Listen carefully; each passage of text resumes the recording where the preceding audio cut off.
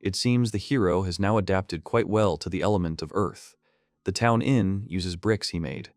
That's why he filled the entire inn with his mana and implanted memory retention into his brain. He then recreated the inn's structure using magic. He said his experiment in recreating the hotel was a success. Some time ago, the hero woke up, realizing he couldn't move and his head was foggy. Had he really been in an accident? A girl was walking quickly toward him. The girl thought he was hungry. The hero assumed this beautiful lady was a nurse, which meant he was in a hospital. She cast a spell and turned on the light with her finger, and then he realized with horror that this wasn't a hospital. He quickly realized he had entered another world, and that magic existed in this world. This was not Japan, nor the world he knew. His body moved on its own. Not only did magic exist, but such a young lady was his mother. Reincarnation into this world was the best thing that had ever happened to him. He began a new life as a child, still unaware of his name, though he knows he is the third child of Ashira and Mary. It turns out he can only receive his name at a naming ceremony held by the Holy Church when he turned 6. The attention from everyone around him made him uneasy. In any case, he was genuinely curious about the existence of magic. He looked around, and judging by what he saw in his room, there was no lighting, which meant there was a chance that possessing magic was commonplace in this world. That's because they use magic to create light themselves. And that means one thing. This meant that the hero knew how to use magic, and his heart was already captivated by the mere feeling that he possessed 7 types of magic. He decided he had to try it immediately and extended his palm forward to use light magic. But nothing worked for him, and the attempt at magic failed, and Mary, hearing his hysteria, began to calm him down while he was thinking in his head what a loser he was. He decided he needed to change his approach. First, he would observe his family when they used magic, and then he would figure out how they did it. Mary noticed that he was already awake. The girl used magic while he watched carefully. Somehow, he saw some kind of energy flowing out of Mary's body. It seemed this energy was necessary for using magic. While he was discussing this, he made baby sounds, and the girl noticed that he really did love to talk. He thought that his vocal cords had not yet developed enough to cast spells, but he would find the energy that slept inside him and train it. And now, 3 years have passed since then, as he devoted his days to training his mana. But he still couldn't use magic and was hungry. Furthermore, he always feels hungry because his family is very poor. Poverty was wearing him down, even though he was only 3 years old. The hero decided that he needed to start growing his own food starting today. There are several types of mana, one inside the body and one outside. Even the air contains mana. You can inhale external mana and combine it with internal mana. Since Kaken realized this, he began to combine these types of mana within his body, controlling it so it spread throughout his entire body. Thanks to this, he could now refine his mana effortlessly, and this at just 3 years old. However, he won't be able to use magic unless he receives a name at a naming ceremony until he turns 6. Although, he will only be able to use simple life magic such as light, fire, or water. His parents only know how to use everyday magic, and nothing more. To use magic, he went through many mistakes since he was a child. Finally, for the first time, he felt a response. He took a deep breath and slowly connected the internal and external mana together in his lower body. He pulled it up to his chest and distributed it throughout his other limbs. He needed to pull it out as soon as the mana reached every tip of his body, and he needed to be careful not to miss anything. Although slowly, it was necessary to rotate the mana around the body smoothly. External mana is like a light gas when it's still suspended in the air. But the refined mana within his body has turned into something like a thick liquid. He needs to gather the overflowing mana in his palms and pour it all into the ground. He did everything with concentration. He ordered himself to calm down because he couldn't lose his concentration. He'd done something similar up until this point. But he cast the spell carelessly, and the mana he'd been pouring into the ground dissipated. He commanded himself to imagine it, because it's important to imagine it the way Khan did it with his mana. It's no exaggeration to say that the foundation of the field is the quality of the male. Soft, fluffy soil. It's warm to the touch and rich in nutrients. The soil, which was found in his grandmother's village, was filled with all the necessary fertilizers. The field was designed to receive sufficient sunlight. The soil was well plowed and weed-free. He patted the ground. He looked at it with surprise that he had succeeded. He estimated that the beds were about 10 meters long, not ideal, of course. Although they were farmers, they had to work on hard, weed-filled soil, not the best for planting. The hero had never seen a single agricultural machine. Technology in this world was apparently undeveloped, but he still managed it. The magic was fairly simple, but nevertheless, for the first time since he arrived in this world, he was able to use it. He was glad, because this was only his first step. Suddenly, he shuddered. He said that apparently using magic required a lot of energy, so he should start planting. He planted 20 root vegetables, which mature in just 20 days. They're the same kind of food poor farmers feed their livestock, and they're useless vegetables. They look lousy and taste even worse. But it didn't matter what he thought of them, he had to eat. Honestly, up until that moment, the hero hadn't been particularly happy about his rebirth. Carrying a heavy bucket, he began to water the ground. He said that the work was still too hard for a 3-year-old and that watering took a lot of effort. 5 days had already passed since his first attempt at magic. He tried to work on the soil every day, and now it had softened somewhat. He was surprised to see that the flowers had already bloomed. Flowering plants herald a good harvest, but only 5 days had passed, while it should have taken 20. It's clear that this happened too quickly, and it's equally clear that this is abnormal. However, nothing can be done about it. He pulled the first fruit from the ground. He was amazed by the sheer number of them there. Usually, only a few edible fruits grow, but he had about 10 in his hands. He dropped one fruit into a basin of water. Deciding to give it a try, he bit into it. It tasted absolutely disgusting, but he smiled. And so began the farm's revival. After improving the soil, he began sectioning, and he noticed the vegetables in his field were growing much faster. Typically, 20 crops mature in 20 days, but his were ready in 5.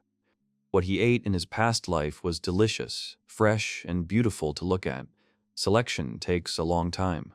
And yet there is something about this place that is different from ordinary things. Magic. He ate and said that, of course, he knew little, but vegetables were growing and he should take advantage of this and hoped that he would be able to improve the taste. But even so, he didn't understand how to do this. He recalls a story about green peas. The folds on 1,000 pea pods were once counted, and with this data, the principle of heredity, Mendel's law, was discovered.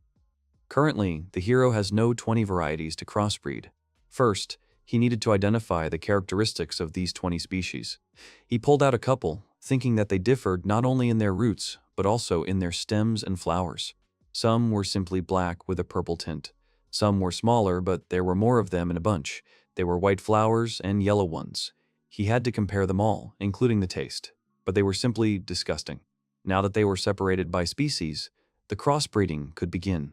The field was divided into 6 sections, each for a specific species. Although the hero started doing this to provide himself with food, it has now become his regular activity, and he realized something. These vegetables also turned out to be magical.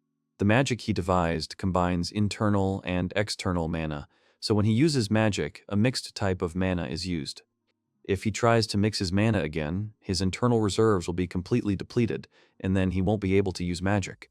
If that happens, how will he restore his internal mana? Of course, mana does regenerate over time, but not as quickly as one would like. He learned this when he constantly ate only root vegetables, and concluded that if he consistently ate these vegetables, his mana would regenerate much faster. But it takes some time for the results to be visible, so he hadn't noticed it before. This raises an interesting question: which fruits restore mana the fastest? Different 20 fruits restore mana at different rates. After tasting the fruit, he realized the taste hadn't changed, and decided to look into it later.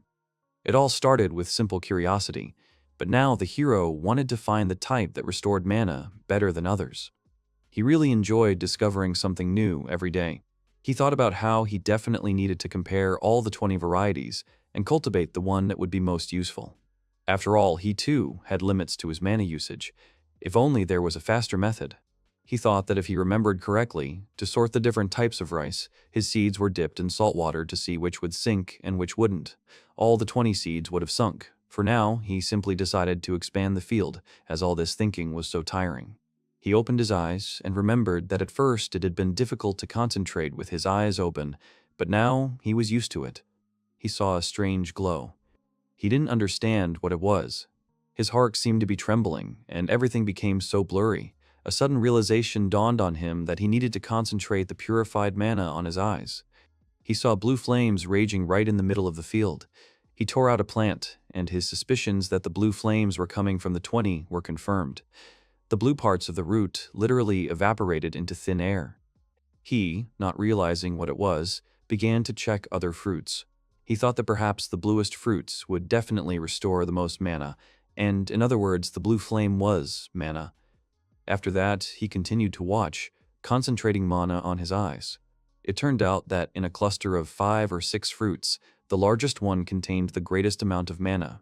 Day after day, he continued his research, and now, at 5, he continues to discover new things.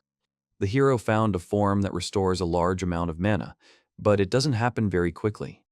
When he concentrates mana on his eyes, everything he sees around him changes from the intense color. Everything he learned about the color blue and magic helped him regain his spirit. He thought with a smile what would happen if he concentrated mana on other parts of the body, and how come this hadn't occurred to him before, and such thoughts weren't wrong. Until now, he had simply been pouring his mana into the soil, but now he can use the mana without letting it leave his body. So when mana is concentrated on a particular part of the body, physical abilities are enhanced. Thanks to it, he can easily water vegetables and expand the area of his fields. He suddenly thought that if he could strengthen his body parts, what about his internal organs? If he could enhance his ability to digest food, perhaps the amount of mana he could absorb would also increase. After testing this theory, he found that the amount he consumed and absorbed increased significantly. The hero spent a lot of time learning to use his magic properly, and one day his father had to leave. Mary asked him to be careful and take care of himself so that he would return home safe and sound. He smiled, telling his son that he would leave the rest to him. War fell upon them like a wave. It engulfed everything around and took away practically the entire workforce of the village. The hero always felt that technology in this world was poorly developed. Most likely, the war was the cause. In more peaceful times, villagers would gather together and gradually cultivate the land. There's plenty of free land around, and the amount of growth that can occur is directly related to the size of your land. If there were no wars, the fields would remain unharmed, which would contribute to technological advances and overall prosperity. Mary, seeing the hero's sadness, told him not to worry, because this wasn't the first time his father had left. But the hero thought the cultivation magic he created was simply vital. The taxes pay proportionally to the amount of greenery used, so his fields have a clear advantage. The crows grow quickly, flying further and further each time. The hero was concerned about the meager military equipment of those who went off to war. Many were only able to take pitchforks and axes, but those aren't weapons. This is war, after all. People like that are just cannon fodder. It's unlikely many will return, and unplowed land is useless, as they could lose everything they have. He's been through a lot in his past life, and he doesn't want to kill anyone. It would be good to increase his military potential. Weapons and armor constitute the bare minimum of military equipment, and most importantly, money. The hero believed there was no such thing as too much money. A neighbor woman called Marie and asked if she would mind trading her harvest for her potatoes, and she agreed. The hero thought this barter system was simply awful. He thought that life in the village offered no opportunity to earn money, and trading vegetables wouldn't bring in any profit. Given this state of affairs, he had only one option: trade. Mary suggested that, in that case, they should make sandals. She said that you can weave different kinds of shoes from straw. You can make sandals, boots, and ankle boots. Mary said that then the hero would be able to buy whatever he wanted. The hero mentally explained to the woman that this was clearly not the most efficient method. A merchant travels from one place to another selling his goods, and he also needs to be able to negotiate prices. It had to be a win-win situation, which meant earning more money. The man examined the hero's sandals, saying they were very nice. The hero smiled and said his mother had taught him how to weave them, and he practiced every day. The merchant quickly agreed to buy them and threw the money to the hero. There were only 6 worn copper coins. It wasn't that the merchants were fooling him. The prices for the sandals were apparently lower than the hero expected. That was his logical conclusion.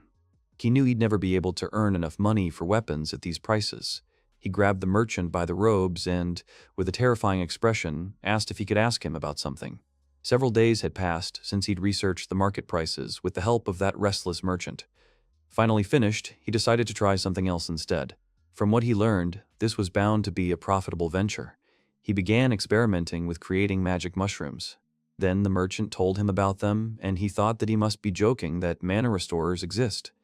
Then the man showed him a magic mushroom and said they were hard to come by. However, magic mushrooms are very difficult to grow, so they're in short supply.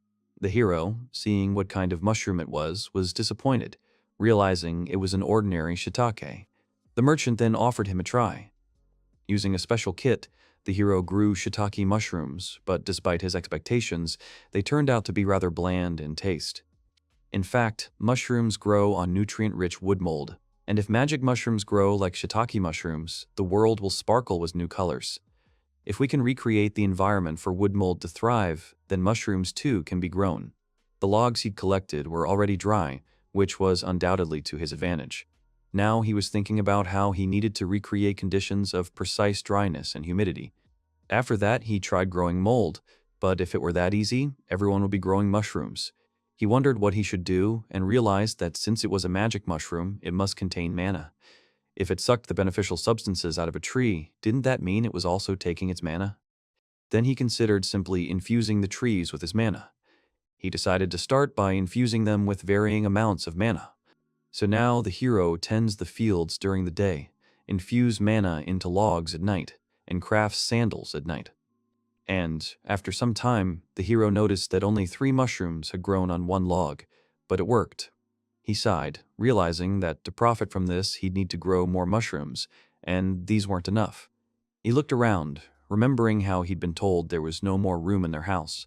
Everything was filled with sandals, straw, and harvested crops. The hero realized that instead of a storage room, he needed a separate building for this purpose. When he uses magic to create a field, it raises the ground to create beds. A building could be built using this principle. He decided to call it the Builder's Magic Challenge. And this wasn't just a silly idea. The reason is that these piles of earth can become excellent building material. Magical rules dictate that creating something from nothing is incredibly difficult. For example, earth magic is often used in games. Purified inner mana is collected in the palm and used to create stones for throwing. The effect of such a throw depends on its speed. To do this, you need to imagine the entire process from start to finish. He thought that while it was possible, it was certainly cool, but it was ineffective, especially when it came to forming a stone, one throw, and that's it. The method of spending is much more convenient, since it uses something that already exists. The hero noticed that he had a special connection with earth magic. The hero sighed then that the only thing he could do was connected with dirt, and he had tried so many things. He dreamed of being able to turn earth into metal, and then this problem wouldn't exist. On the contrary, it would be nice to build a warehouse himself using only earth. He concentrated his power into the ground. Suddenly, he fell down, losing consciousness. The hero opened his eyes, thinking about how much his head hurt. He'd been out cold for 2 whole days. His mother was sitting next to him. He thought that perhaps the reason for his loss of consciousness was his insufficient knowledge of magic, a severe shortage of magical energy, so to speak. He had angered everyone with his actions. The magic that originally resided within him, refined magic, strengthens his body and enhances his own strength. Magical power actively participates in the body's movements. He considered himself lucky to have survived the moment the magical power disappeared. Although he couldn't understand it, he must assume it wasn't a senseless mistake. He saw the trace left by his failed magic. It wasn't that large, and his magic itself never ran out. The reason for that was that he instantly expended all his energy elsewhere. This was related to area and volume. For example, the area of a non-volumetric field relative to the same area of a building. All in all, he likely expended 10 times the magical energy needed to create the entire field in a single instant. He realized this meant he had to abandon the idea of constructing the building, so he decided to try channeling his magic into creating building materials. He tried the magic of brickmaking and succeeded. He said the architectural magic of the place was something he had no intention of abandoning, and from that moment on, he would challenge himself. When he saw the structure before him, it was clear it was a adobe warehouse box. It was clear it had been built by an amateur, simply by piling bricks on top of each other, but it was still standing, and this was only the beginning. In essence, the hero uses only earth magic, but for different purposes. He stood by the field, saying that it wasn't very picturesque. It was completely unsuitable. This field, the legacy of their ancestors, had been expanding over the years, and now it had become something incomprehensible. The hero usually ignored such things, but now he couldn't pass by. Not even a tractor could get through this place. And when he'd finished, the field in the village began to look special, and it was his secret pride. He removed all the stumps and stones, tidied everything up. The hero thought about how he could now use the magic of cultivating the field, the magic of strengthening, the magic of making bricks. He muttered that despite this, it seemed that the magic of cultivation sounded too long. He was the only one using this magic, and he thought there was little point in giving each one a name, since the magic didn't manifest when he spoke its name.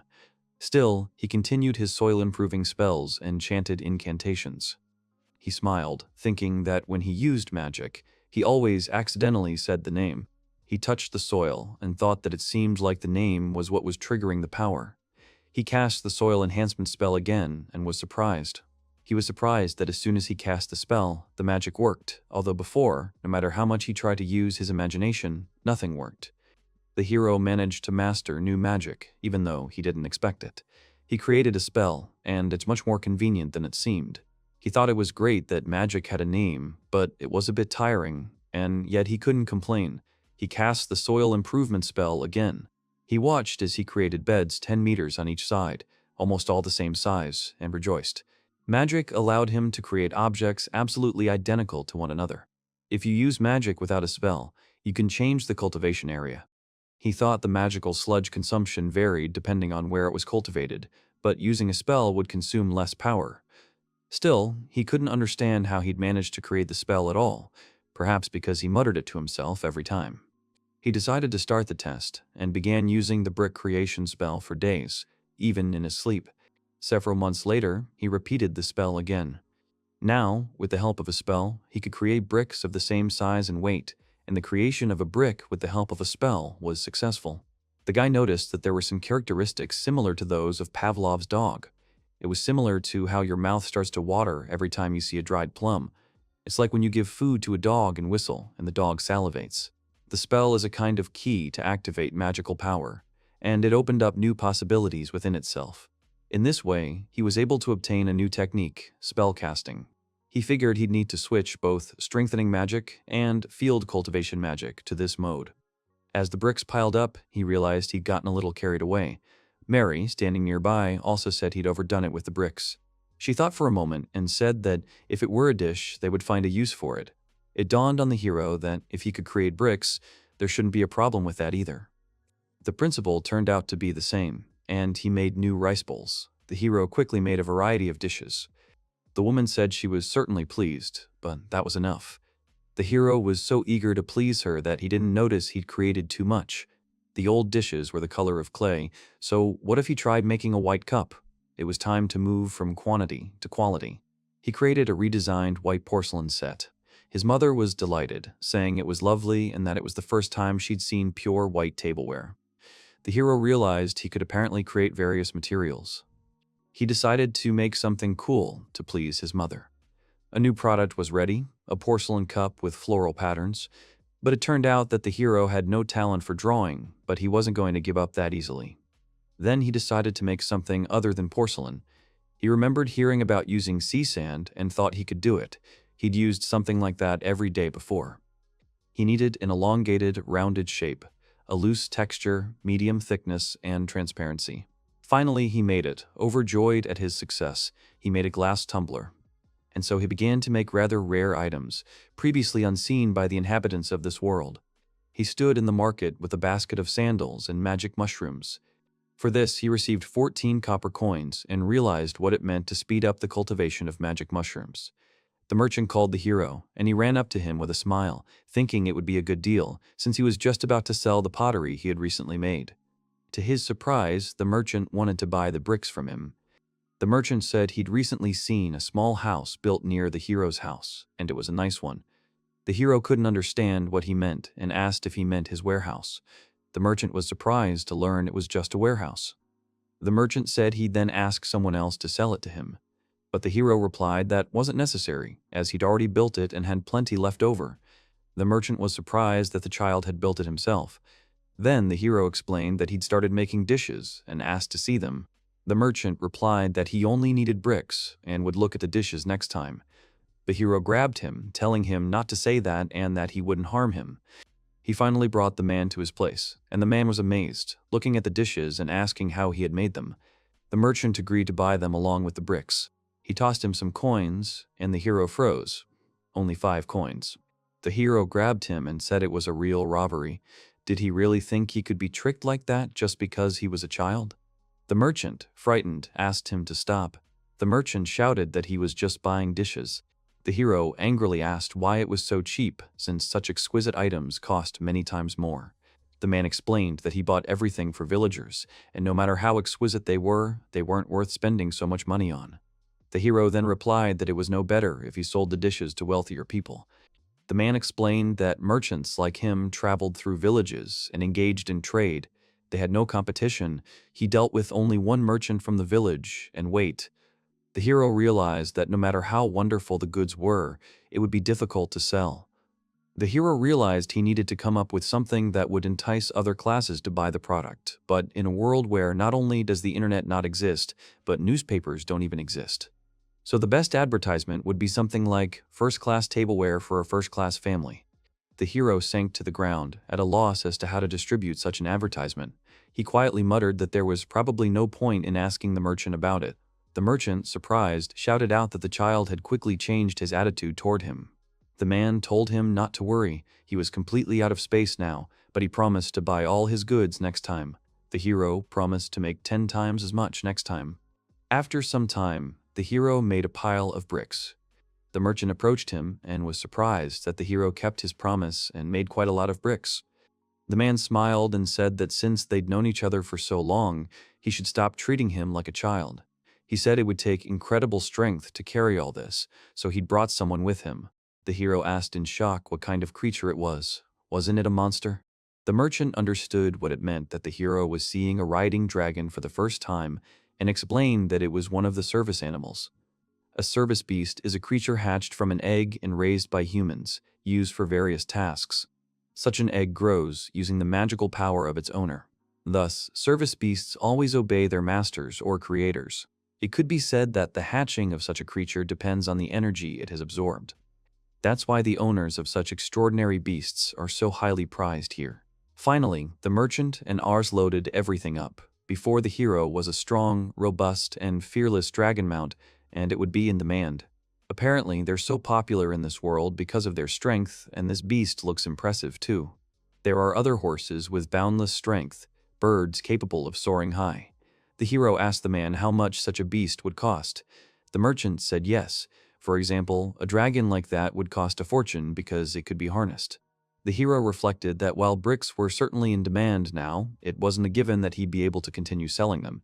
He'd keep some for sale, just in case. He'd be left wondering what might hatch from the egg, but he thought he'd hit the jackpot and not go wrong. He called a merchant. He said he wanted an egg like that too. He really needed it, so he asked to bring it next time. The price the merchant named was equal to all the money he'd earned in recent years. He gave it all away, down to the last coin. The hero and his mother watched as the men left. A child ran up and called out to his father, who picked him up, and another soldier recognized him as Ashir and Mary's 4th child and wished him luck, saying their father had done a great job. When a whole family was gathered, Mary suggested buying something in honor of the holiday and asked her son if he could lend them some money. She knew that he had it. Ark said that he didn't have them anymore, and the woman was surprised. Ashira and Mary's son is 3 years old. She asked the boy in surprise if he really wanted to grow radishes. Mary told him then that even if his radishes weren't very tasty and they had something better, she didn't think such a small child should be doing such hard work. But the little one was full of enthusiasm. She agreed, wishing him lots of radishes and giving him his choice of fields, and so they all grew. Mary and Ashira were shocked that their child turned out to be a genius. Ashira and Mary's son is 5 years old. She then asked him if he really wanted to earn his own money and was surprised. He said he wanted to save a lot of money, and she secretly assumed their child was smart. But then she was amazed by the result. Their child, so young, had already decided to become a merchant and even grown magic mushrooms. Sometimes he was simply frightening with his stubbornness. He even built a warehouse himself. Then Mary admired his dishes, saying they were lovely and that she had never seen anything like them before. She couldn't understand how he had become so gifted. Now Mary was asking him what he was thinking. She couldn't believe he'd spent all his money on some magical egg without even consulting her. He'd told his mother that if the little creature hatched, they'd have more money than before. She shouted that if it were that simple, everyone around them would have become rich long ago. She said, more calmly, that spending money on something like that was like gambling. She'd heard somewhere about vendors ripping off customers by selling them ordinary eggs, claiming they were rare. The hero hadn't realized the odds were so slim. She said he'd said he wanted to save money, which was why she'd let him trade. Ashiro stood silently behind her, not interfering. But the hero said everything was fine, and besides, he'd earned it himself and was free to spend it as he pleased. Mary asked if he even understood what he was talking about. It was the money he'd earned from selling sandals, which, by the way, they'd all made. She angrily said that she forbade him from now on to buy whatever he wanted. He shouted, asking for permission to do it just once, but she was adamant that no way, and that he had to learn to save. The always sweet mother instantly turned into a terrible, nasty woman. The hero wondered if the trade wasn't driven by sandals or perhaps his bricks. He sighed resentfully. It couldn't be helped. He was responsible for making and selling the bricks. He decided to conduct business secretly and save some money. But first, he decided to concentrate on the egg, placing it in a pouch made of radish stalks. He said this way he wouldn't have to worry about it breaking, and so the little creature could absorb magical energy. He decided to keep it close to him. Of course, you could care for the egg with others, but everyone's magical energy is different. He knew it would probably be difficult to raise the egg alone. He thought the egg should be able to easily absorb the necessary energy. He activated his eyes and thought that maybe it was time to give it some energy, but there was no energy in it yet, although it had turned a little blue. He cast a spell called Magic Injection. He was pleased to find that the egg had darkened, and the magic seemed to have been successfully absorbed. But he still didn't understand how much energy he needed. He pressed the egg to his face, asking it to take as much as he needed. So he watched the egg every day and continued to pour his energy into it. He sat on the floor and said he could secretly build it a house. As his mother said, he couldn't possibly spend money so thoughtlessly. It doesn't mean anyone dislikes anyone, it's just that the way the world works is a bit outdated. The eldest son always follows his father as the head of the family. He considered participating in war a heroic act, so he could buy a good sword and begin earning money. As the youngest son, he must either work his whole life and become his father and brother's assistant, or somehow become independent. In that case, he should get something more significant than just a sword. He moved toward the field, saying, as the saying goes, "Hurry to do good." The village is surrounded by a fence, and beyond it the forest stretches widely. When peace came, people cleared this area, cut down the trees, and built a village. But nowadays, the area of the fields has shrunk considerably, and all for the sake of other people's opinions. The land outside the village belongs to no one, meaning whoever develops it will be the owner. He looked around, wondering where he could build a house here. He used enhancement magic so that he could now work without getting tired. Bending down, he decided to get to the roots. Using his powers, he made it so that the roots no longer held the trees and began to pull them out. While everything was going well, and at this rate, he thought that he would soon get it all sorted out. He tore out all the unnecessary trees, and now construction could begin. He used cleansing magic to level the land. He used it only a few times, but the result was simply incredible. This magic is very good. He was crazy about the fact that he would have to sweat to recreate the bricks for building a house. He would like to have magic that could instantly build an entire house. However, he did not want to faint from exhaustion again, especially if it happened in this place. Suddenly, the idea occurred to him that maybe he didn't need to build a house. The use of magical energy is closely related to the volume and surface area of the object being created. Of course, this is just a hypothesis.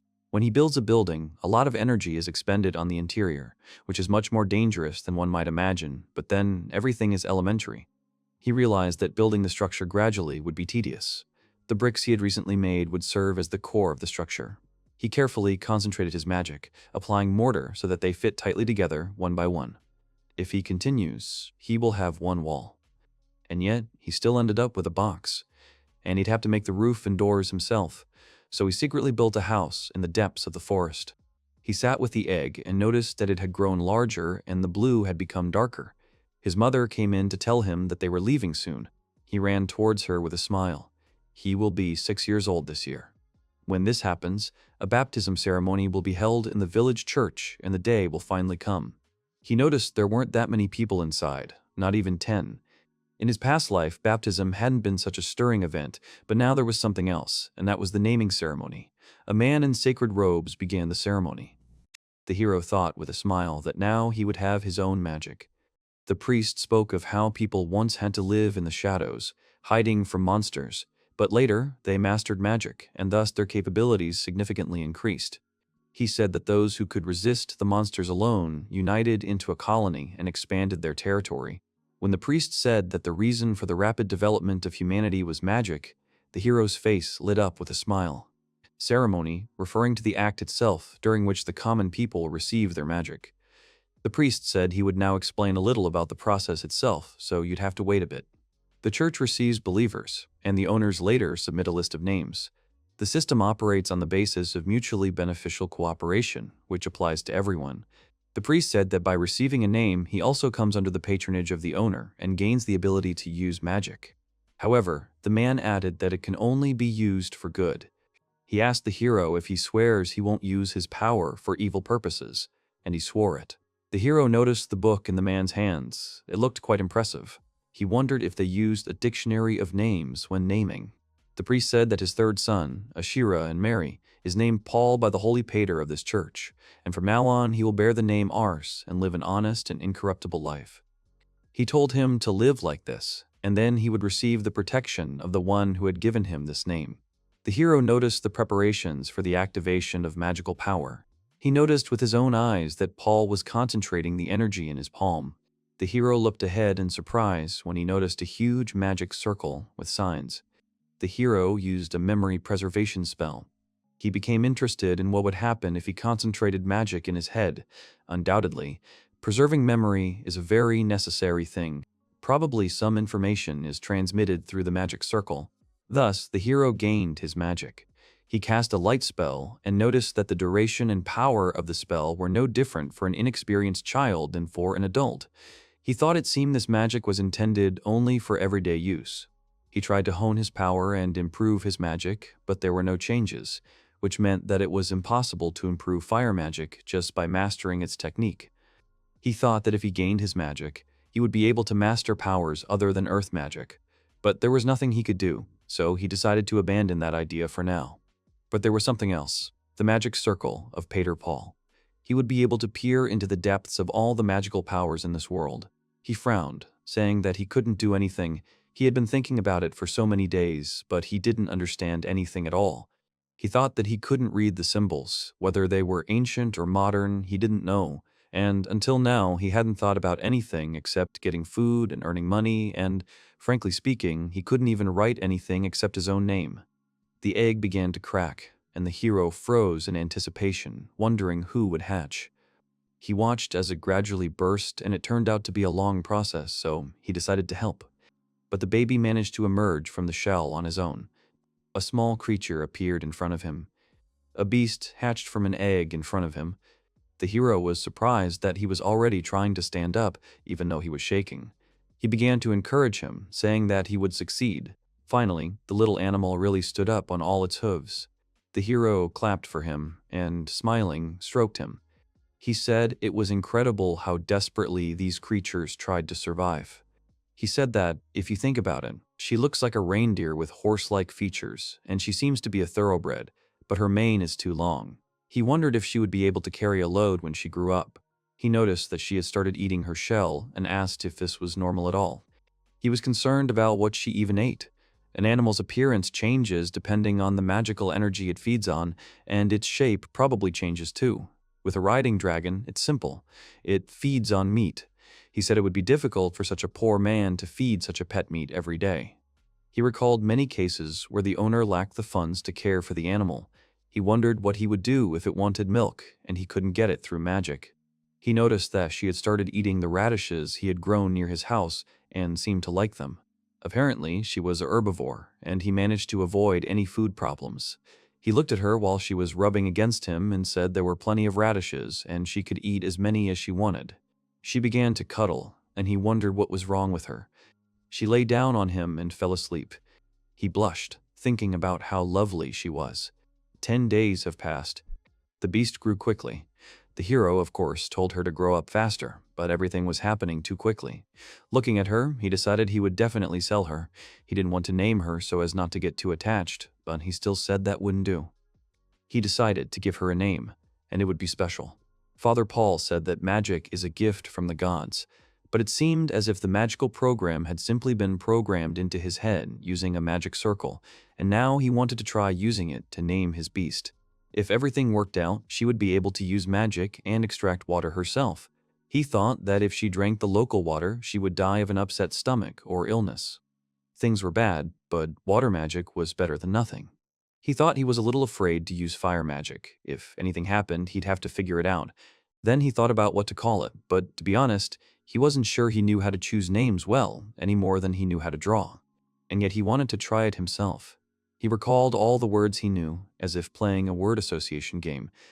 Finally, he said her name would be Valkyrie, the legendary goddess of war. He thought of her snowy mane, shining like silver. The beast was beautiful, as if a sacred, unearthly being stood before him. He asked if the name Valkyrie would suit her. He was surprised when Dawn nodded. Apparently, she understood some human speech. He told her she was smart. Then she began the naming ritual. He had mastered his magic enough to use it without any problems. This time, he would be very careful and cautious. He needed to concentrate his magic in one spot, but it was difficult for him to maintain his magical power. He struggled to concentrate. The magical power itself was trying to repel the magic circle, located somewhere deep within his consciousness. It turned out that controlling magic outside the body was much more difficult. He felt as if all the blood was rushing to his brain and his blood vessels were about to burst. Breathing heavily, he continued. Finally, he saw that he was succeeding, but that was his limit, and he said that he was naming her Valkyrie. When he finished, he fell to his knees and began coughing. This was more difficult than he expected. Wiping away the sweat, he thought that if it didn't work, he hadn't achieved his desired goal. Finally, he called Valkyrie and suggested she try. The beast began to emerge, and the hero realized she was trying to convey that using fire in the house was dangerous. He thought to himself that she was much smarter than him and praised her. Valkyrie used magic with a flick of her mane. The hero exclaimed in surprise that it was light magic. He jumped up and down, praising her for her skill and telling her to try something else. Valkyrie used all kinds of magic one after another, fire, water, and purification, but the manifestation of the magic itself remained unchanged. Suddenly, bricks started falling. The hero watched her cast a spell with shocked eyes. He didn't understand what was happening. Brickmaking magic, landscaping, and soil improvement. He couldn't see clearly, but it seemed like magic was being transferred and strengthened too.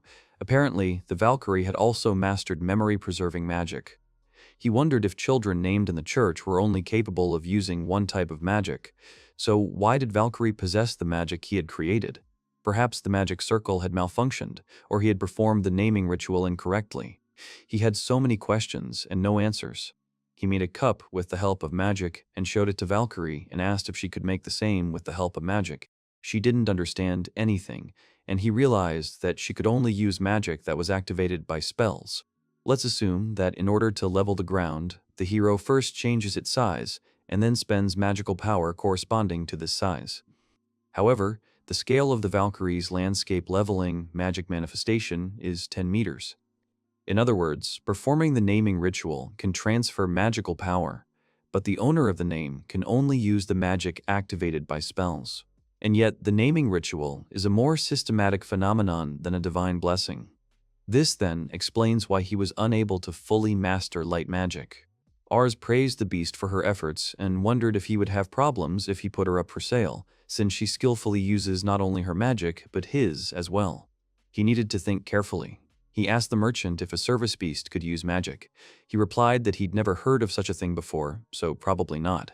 The fact that the hero had come from another world was valuable information. Bricks continued to be in high demand. Since the merchant, who had traveled far and wide, had never heard of this, it must be true. He thought that perhaps beasts with magic did exist, but they were extremely rare. The merchant, hearing his question, realized that his egg had probably hatched. The hero replied that it was indeed so, and that his beast could also carry heavy loads. The merchant asked to show him the beast. The hero had ordered the Valkyrie not to use magic in public, and the merchant was persistent. He finally gave in and agreed to bring her. Looking at the Valkyrie, he was amazed at how wonderful she was. Not only could she carry cargo, but she was also so beautiful, and the white color was especially popular with the rich. The hero said it was good luck, but the Valkyrie wasn't for sale. The merchant shouted, asking why she wasn't for sale. The merchant reminded him that he'd wanted to make money from it all along. The hero said that was true, but he'd already grown attached to her and decided to keep her for now. But the hero was actually worried about her using magic and, frankly, wanting to keep it for herself. He hugged her, thinking that despite the fact that she was a service animal, she understood everything he said and had incredible strength, unlike him, which certainly made life easier. The merchant then offered to make a deal. He had 5 more wonderful eggs with little animals, and he would give them to him for safekeeping. But then he added that all this is not free. He's a businessman, after all. He will give them to him, and he will raise animals for him with the help of magic. The merchant said he would buy the hatched animals from him. The hero asked if this meant he wanted to take all the animals for himself. The merchant said that was true, as ours would have a hard time raising them all. He'd have to be patient at first, of course, but afterward he'd have everything in abundance, especially since they'd known each other for a long time. The hero asked for clarification on something. The hero wanted to clarify many details and bombarded him with questions, thinking that everything would not be so bad. From this day on, he would be raising magical eggs. Come to think of it, there was no better way to make money in this remote village. He shouted joyfully that no matter what, he would see it through to the end and would work hard. The hero said that each egg needed to be imbued with magic. Valkyrie poked the eggs with her snout, and the hero told her she couldn't eat them. She took one anyway and screamed. Hearing the sound, he thought the egg had broken. It turned out to be fine. He asked the animal if she really wanted to hatch them herself, and she answered. She nuzzled the egg, feeding it. Then the hero saw that she could transfer her magical energy through a spell. It turned out that the animals in the egg were already able to absorb magic. He shouted that this was not possible, because depending on whose magic they absorbed, their appearance would change.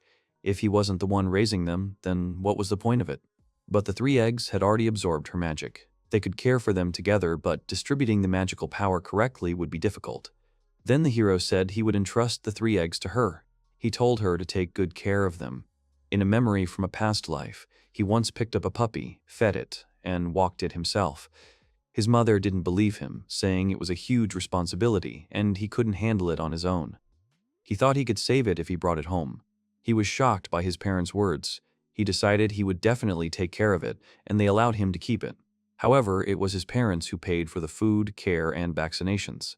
Having thought about it now, the hero realized that his parents were absolutely right. Caring for a living creature isn't easy. The hero had a bunch of grown animals. All of them hatched successfully, but there was something wrong. He noticed that the ones he raised were slightly larger, but they all looked like Valkyrie. The first stage was over. He said that the more animals there were, the more food would be needed, and replenishing supplies would take time. If he was going to start a business, one field would clearly not be enough. He said that if that was the case, he would need to clear the forest and increase the number of fields. They set to work. He decided to do as he did last time and weakened the roots to fell the trees. He moved them, and then, by improving the soil, he wanted to finish it. But then he heard a sound. He was perplexed. He said he hadn't named the animals yet, but somehow they were already using magic. He was confused. Magic should be passed on with a name, but did animals really have their own rules about this? Would all the animals born now have magical powers? He considered telling Valkyrie not to use magic. He decided to put it aside for now and continued tending the fields. But then something occurred to him. He thought that width could be measured in domes. He looked at the wide field, thinking that this place must have once been a field. But after the development of new lands began, the population dwindled, and it became overgrown. The forest is large, so the village head wouldn't object to increasing the number of fields. He said that if he wanted to raise beasts like Valkyrie, he'd need to expand the pastures to make them even larger. However, the wider the field, the further they'd get from the house. He needed to think carefully about safety. He asked Valkyrie to give him a ride. She was not exactly a horse, of course, but a saddle and stirrup were still needed, and he asked his father, who replied that in this village there were no craftsmen who made saddles and stirrups for circus animals. He realized that harnessing animals was apparently common practice here. His father had said that a cart was indispensable for working in the fields, but the hero wanted to saddle a work animal and learn to ride. He knew he'd be drafted into the army someday.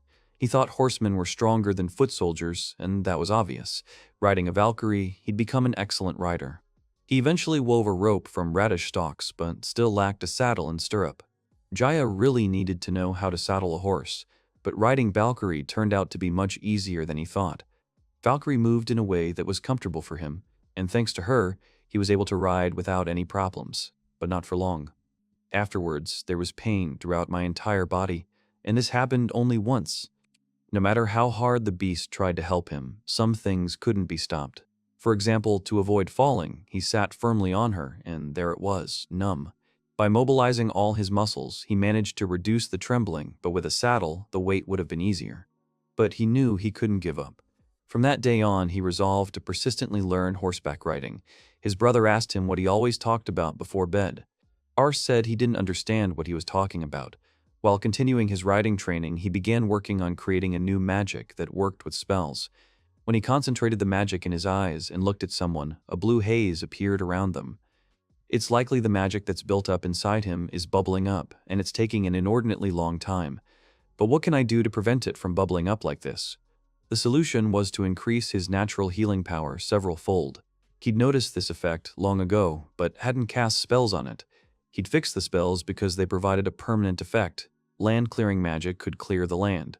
Brickmaking magic was also essential, and body-strengthening magic was also actively used. He figured that if he actively used the spell, the magic's effects would last longer.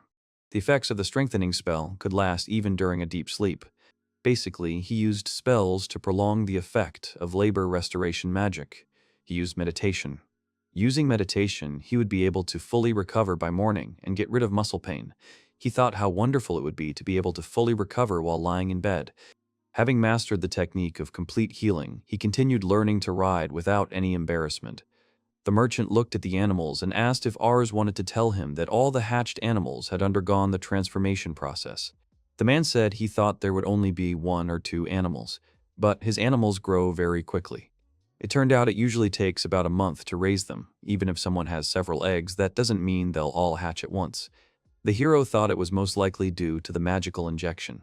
Ars said they were already ready to sell and asked the merchant if anyone was interested in buying them. The merchant admitted he had no intention of selling them and had another plan. The man said he was going to give them to him for free. Ars became angry, having lost trust in him, and quickly made excuses. He explained that it would be an offering to the nobles who ruled these lands. The man said he'd already told Asu that he didn't have any connections for major deals. To get rich people to buy his goods, he'd first have to gain their trust. It would be difficult for those large monopolists to gain access to their circles. But only nobles could afford such rare items, so it would be very difficult to manage without connections. Therefore, he wanted to present these beasts to the nobles. A service animal that can be harnessed, highly prized in these parts, and recognized by all. Moreover, these beasts are very important in battle, and if these animals were offered to high-ranking officials, they would become conduits of power. He said that if they liked them, the animals could be offered to other wealthy families. Ars asked what he was talking about, and he explained that, from a social perspective, they couldn't ignore the noblemen who ran the business. The merchant said that selling these animals as a strategic resource to feuding families would mean that everyone involved would find themselves in a difficult situation. Finally, the man said it was time to go to the nobles and told Ars to convey this to his father. The hero realized the merchant was serious about taking him with him to his patrons. Thus, for the first time, he left their village. The hero looked at the city of nobles with admiration.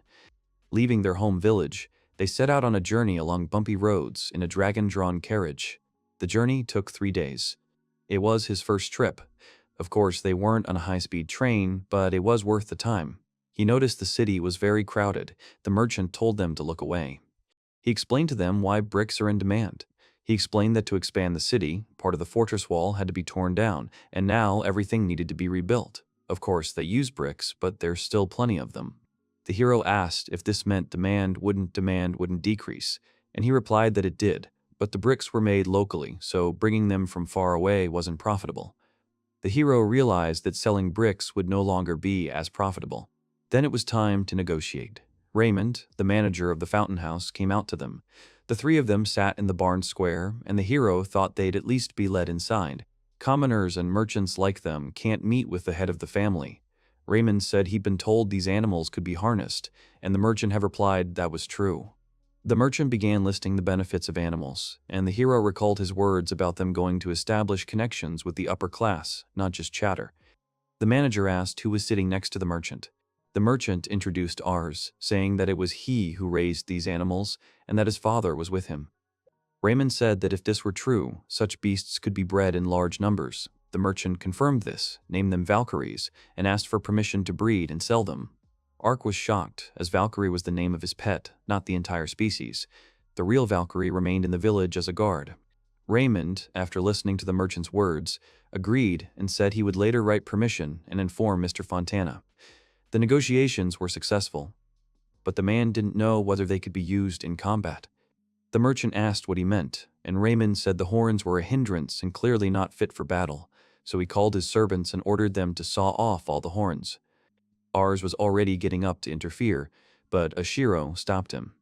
He was angry that they were going to hurt their animals for no apparent reason. It was annoying. What angered him more was that he couldn't even get a word in edgewise. At the hotel, Ashiro praised his son for holding up well and told him to wash his hands. The hero felt as if his horns had been sawed off. His animals didn't make a sound, just like a guide dog must remain silent during its first days of training. Even if you accidentally step on a burning cigarette butt or even cut yourself, they don't even whine. Since ancient times, dogs have been man's faithful companions, giving their all. Service animals are the same as dogs, but he is equally sad. Ashiro told his son to calm down. Ars asked his father if he didn't feel sorry for those animals. He replied that he was more concerned not about their antlers being sawed off, but about how it would affect their health. If the animals he gave them died, it was unclear what would happen to them. It's absurd, after all. They're a noble family. What else can you expect from them? The hero wondered if they would die quickly if their horns were cut off, knowing nothing about the lifespan of Valkyries. It was a shame their horns had been cut off, but if he was going to continue breeding, he needed to find out everything thoroughly. Urs was surprised by his father's calm, and his father said he was merely reflecting on how defenseless the common people were against the elite. Ashiro, though uneducated, was far from stupid. The hero had knowledge of another world, and Ashiro noticed things even the hero overlooked. As a child, the hero managed to achieve some success in agriculture. This may seem strange to some, but in fact, there were those who began to resent him for not paying taxes. The village headman even planned to confiscate his fields. However, his father was able to explain everything, and that he needed fields for breeding service animals, and that it was boring to grow radishes for them, and that the wheat he grew in the radish fields was not enough. There was also a poll tax and a land tax. At first, the nobles said they didn't care about breeding service animals, but they did care about taxes. But thanks to his proposal, they simultaneously received permission to breed and sell animals, the right to own land, and the right to pay taxes in cash rather than wheat. Ashiro suggested that since they were in the city, they should buy something and explore the area. The hero was glad he had a father he could always rely on, and an incredibly happy man. Walking through the city, the hero noticed there were no wooden buildings and asked what their main material was. Ashiro replied that they didn't use wood because it would burn. There were no windows visible yet, and Ashiro explained that light magic would leak through them and everything would catch fire, and besides, windows weren't necessary at all. The hero realized that everything ultimately boiled down to magic. Magic in life comes with a name. It's truly a blessing. Then the hero wondered if his magic was truly connected to God. And then the hero cried out about windows. Durable window glass would be in far greater demand than glassware. It would be a new product. He wondered if he combined magic with a spell, they could be made in large quantities, and perhaps there would be a strong demand for the buildings.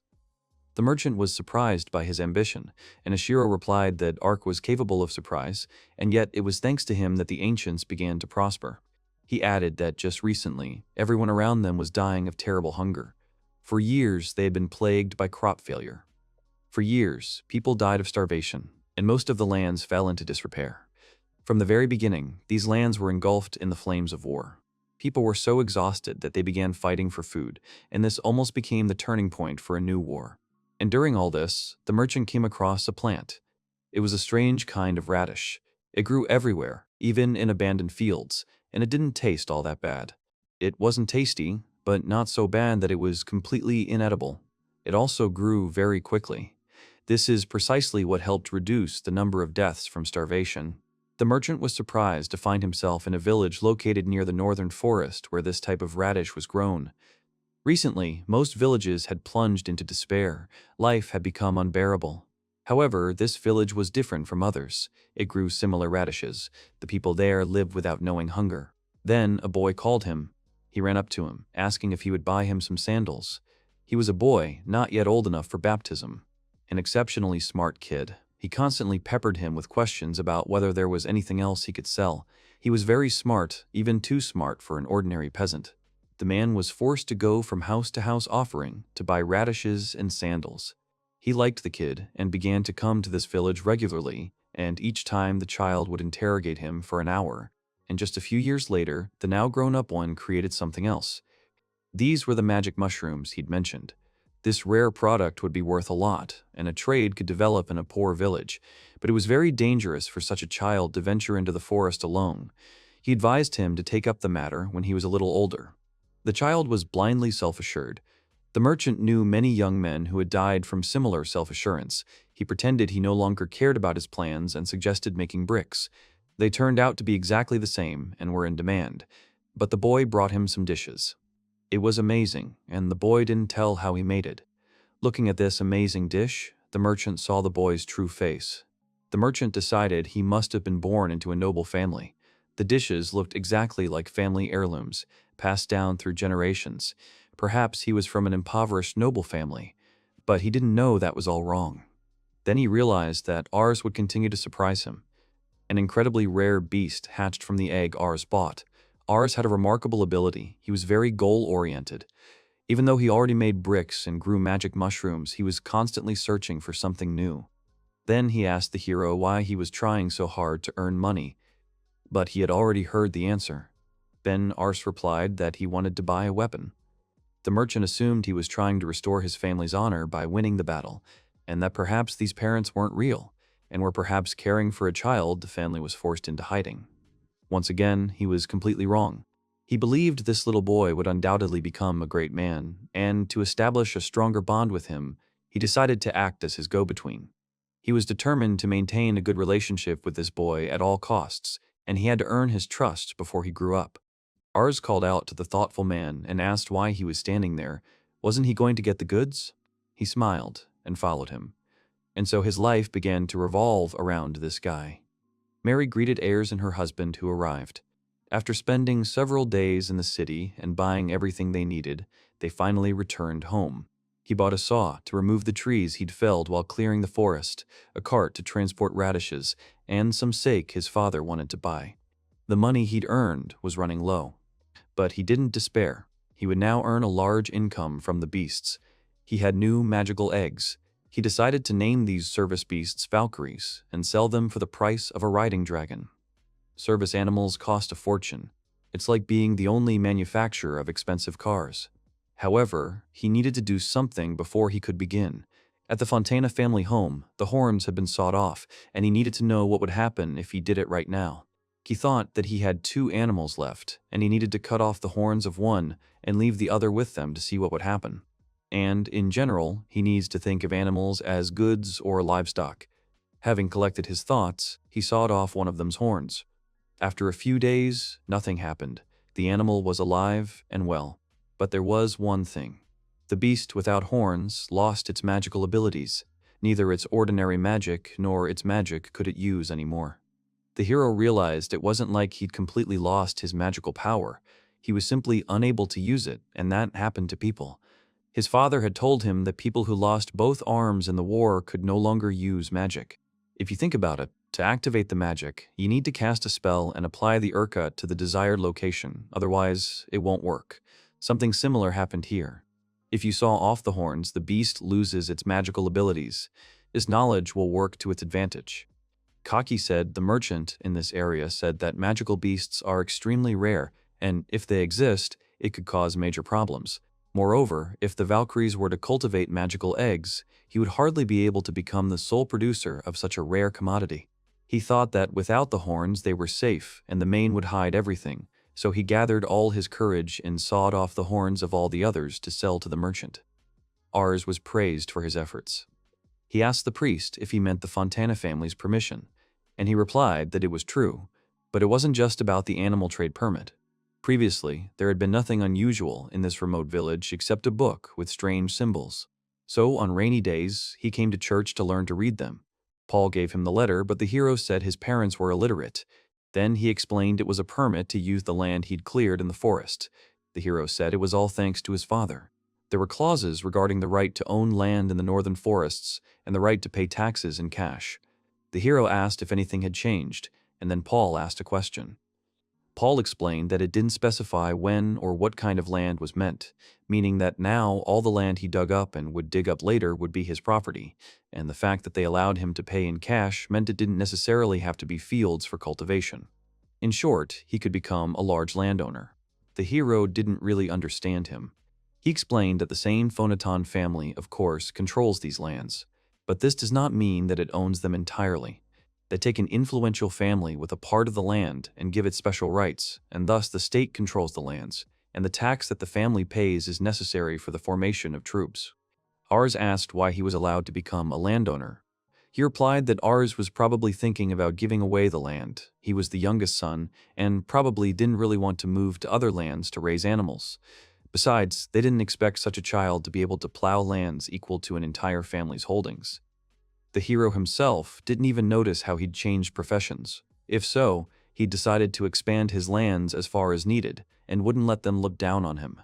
And now he has decided to explore new lands. He decided to use magic to fell all the trees. He would use the hornless ones to gather them all in one place and level the cleared space.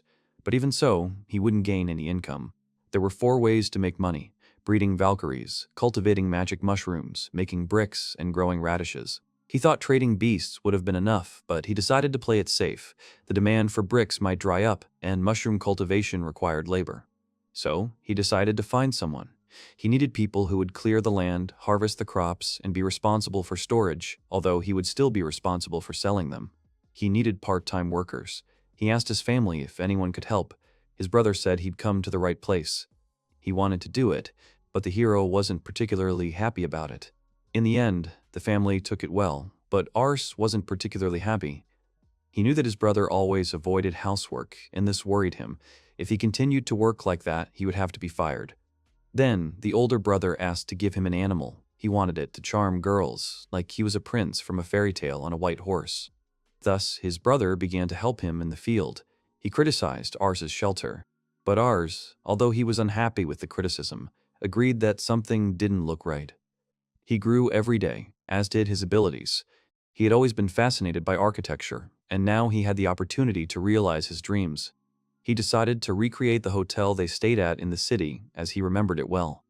He studied the building with magic, and thus activated its magical power.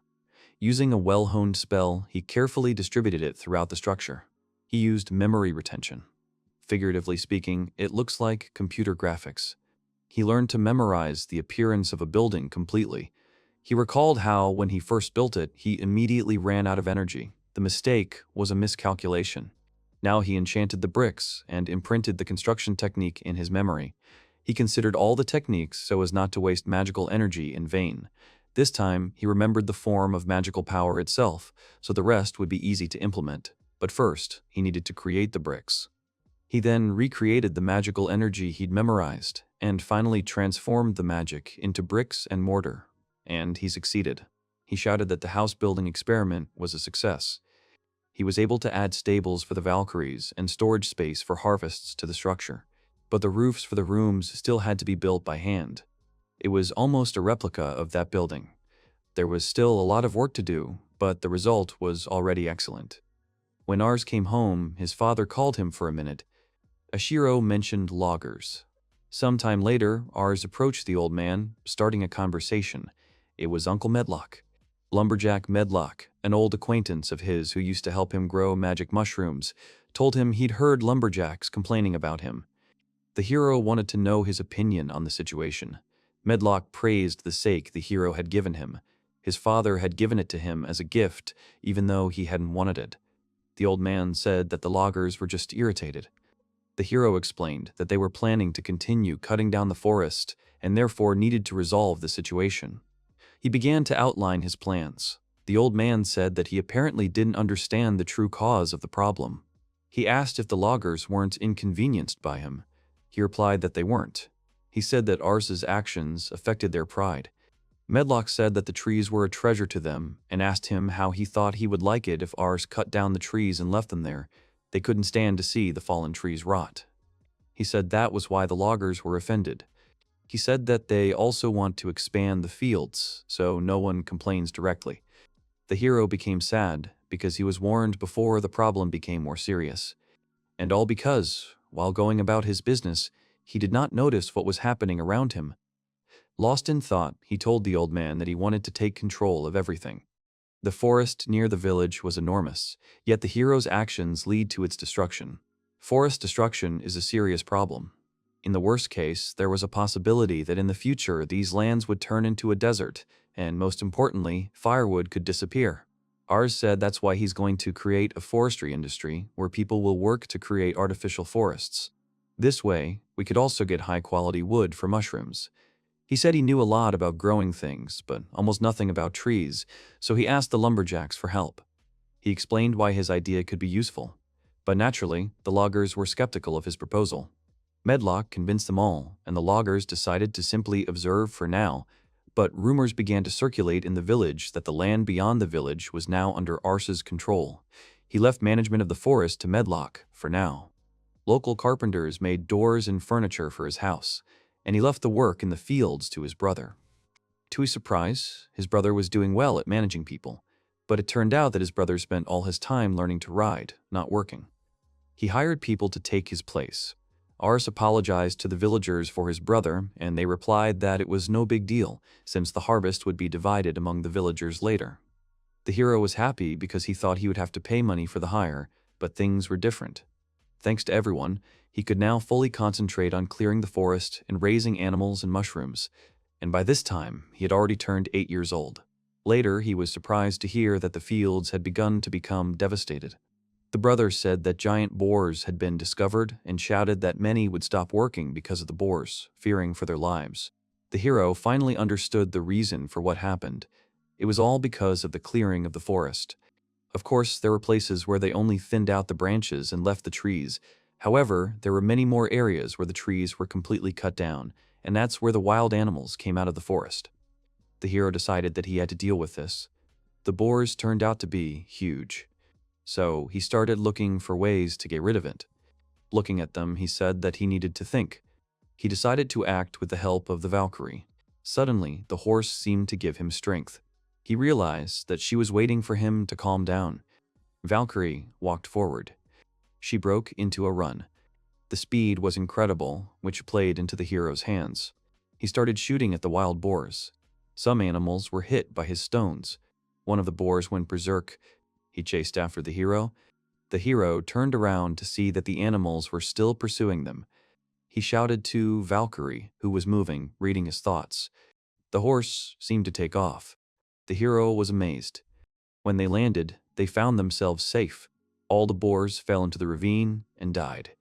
When the hero said that the boars had been defeated, he learned that the problem wasn't just them. The problem is that after these, others will appear. And so the hero became a boar driver. The guy fired the crystals. Fighting huge beasts up close was dangerous, so he trained to use attacks from a longer distance. Having defeated several giant boars for the first time, the young man practiced attacking with magic. He could easily fire several stones, which were like sharp arrows, while riding a Valkyrie. However, the power of the strike diminished with distance, but even so, the hero could throw them 20 to 30 meters. In such a situation, a spell would work just as well, but simply saying shoot wouldn't accomplish much. It seemed too cumbersome to him to prepare a trap like a crack and then go out with his horse to fight. The young man concluded that he needed to find a way to stop the devastation of the fields, rather than deal with the animals. Killing them wasn't necessary. That was the best weapon against the enemy. He recalled the fence. In the village it was wooden, and in the city it was a fortress wall. In any endeavor, there was wisdom left by ancestors that could be borrowed. In other words, one had to surround the field with a wall. The young man planned to start building the fence at the forest edge, and later, as the work progressed, he would add new, expanded areas. The wall needed to be constructed so that the workers could carry out their work in peace. In addition to the enormous pits dug to trap the giant boars, a huge depression appeared. The hero wanted such strength that, in the event of a surprise attack by 3-meter-tall monsters, he could buy himself more time to escape. For such a case, there was a saying about the great serving the small. The young man was determined to build a great wall. The young man created a 5-meter-long sample in the shape of a square. He had already thought through the thickness, but the inside could become filled with sand. The width needed to be a maximum of 5 meters, and then he would need to connect all the columns together. The boy looked at his fist and noticed that his strength was growing, just like that time he'd built the guest house. He could build something enormous in a flash. He looked at the entire vast area of the field and realized that it had no end or edge. To build such a wall, a spell would need to be devised, and that could take quite a while. And the spell itself would require constantly using exactly the same magic, monotonously repeating the same thing, and creating the necessary conditions for it. Using such repetitive magic was no easy task. It took the young man several months to master the brick magic. There were times when the hero repeated the same thing over and over again without even realizing it. However, he mastered the wall-building magic faster than the shot magic. The young man applied the same principle to the column's construction as he had in the inn. Thanks to this, he could reproduce exactly the same magic, which made his work much easier. He placed his palms on the ground and cast wall formation and noticed that the spells now worked much better. Suddenly, he heard a strange sound. Turning around, the hero saw his horse stamping its hooves and a new column appearing in that place. The boy was surprised. The Valkyries who remained with horns could use his magic, which he acquired after the naming ceremony. Then the 5 Valkyrie heads lined up and began to build walls, and the young man left them there for further division. He didn't understand how exactly they did it, but it looked quite powerful. The hero prepared magic mushrooms and called the horses to rest a little and gain magical energy. But in reality, he didn't know what to cook food from or how to restore magical energy, but he decided that it would do. The main thing was that the effect was visible. After some time, the entire wall around the field was ready. The hero proudly showed his brother his creation. Thanks to the service animals, everything was done quickly. The boy confirmed that the wall looked quite good, but he was curious about the entrance and exit.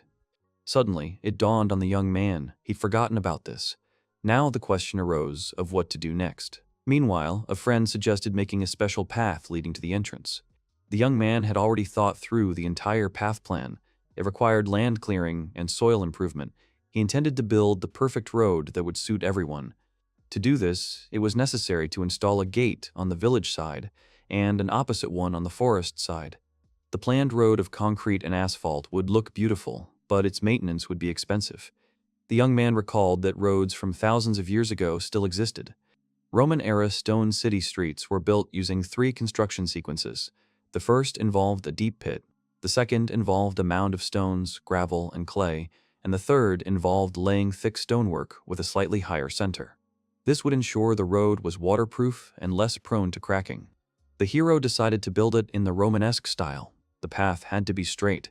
Even if the angle deviated from the destination, the error over a distance of 100 kilometers didn't seem too great. In other words, it was a path created using measuring technology. The guy didn't know how long it would take, but he had spells and Valkyries, so everything should go smoothly. The boy noticed his brother's thoughtful look and asked what he was thinking about. Kyle had just recently undergone the naming ceremony. He entered the room, and the hero was surprised, as his younger brother usually didn't come to see him. The child explained that he had finished helping around the house and had come to visit. He and his brother always returned home very late due to their heavy workload. Then he asked the hero again what he was thinking. The guy said he was worried that his window glass wasn't selling at all. The boy remembered those smooth and beautiful slabs that his mother had talked about, that they lay in a pile in the warehouse and only took up space. The young man was completely dejected by Kyle's words. When he first saw glass in the city, he thought there would be a great demand for it. However, locals rarely bought a product they hadn't seen before. In a society where people traded by exchanging things, no one would spend money on dubious items. The young man still found it difficult to accept the fact that a good thing didn't sell immediately. He wondered if there was something else that could be sold. The boy looked at the furniture with admiration. He would like to buy it for himself. He'd been there before and thought how beautiful it was. The hero explained that it had been crafted by a master lumberjack. In fact, he himself had liked the furniture. It even smelled of wood. However, none of the lumberjacks typically made or sold furniture. Medlock also said that most of the time, they simply sold felled trees. This was probably due to the heavy transportation involved.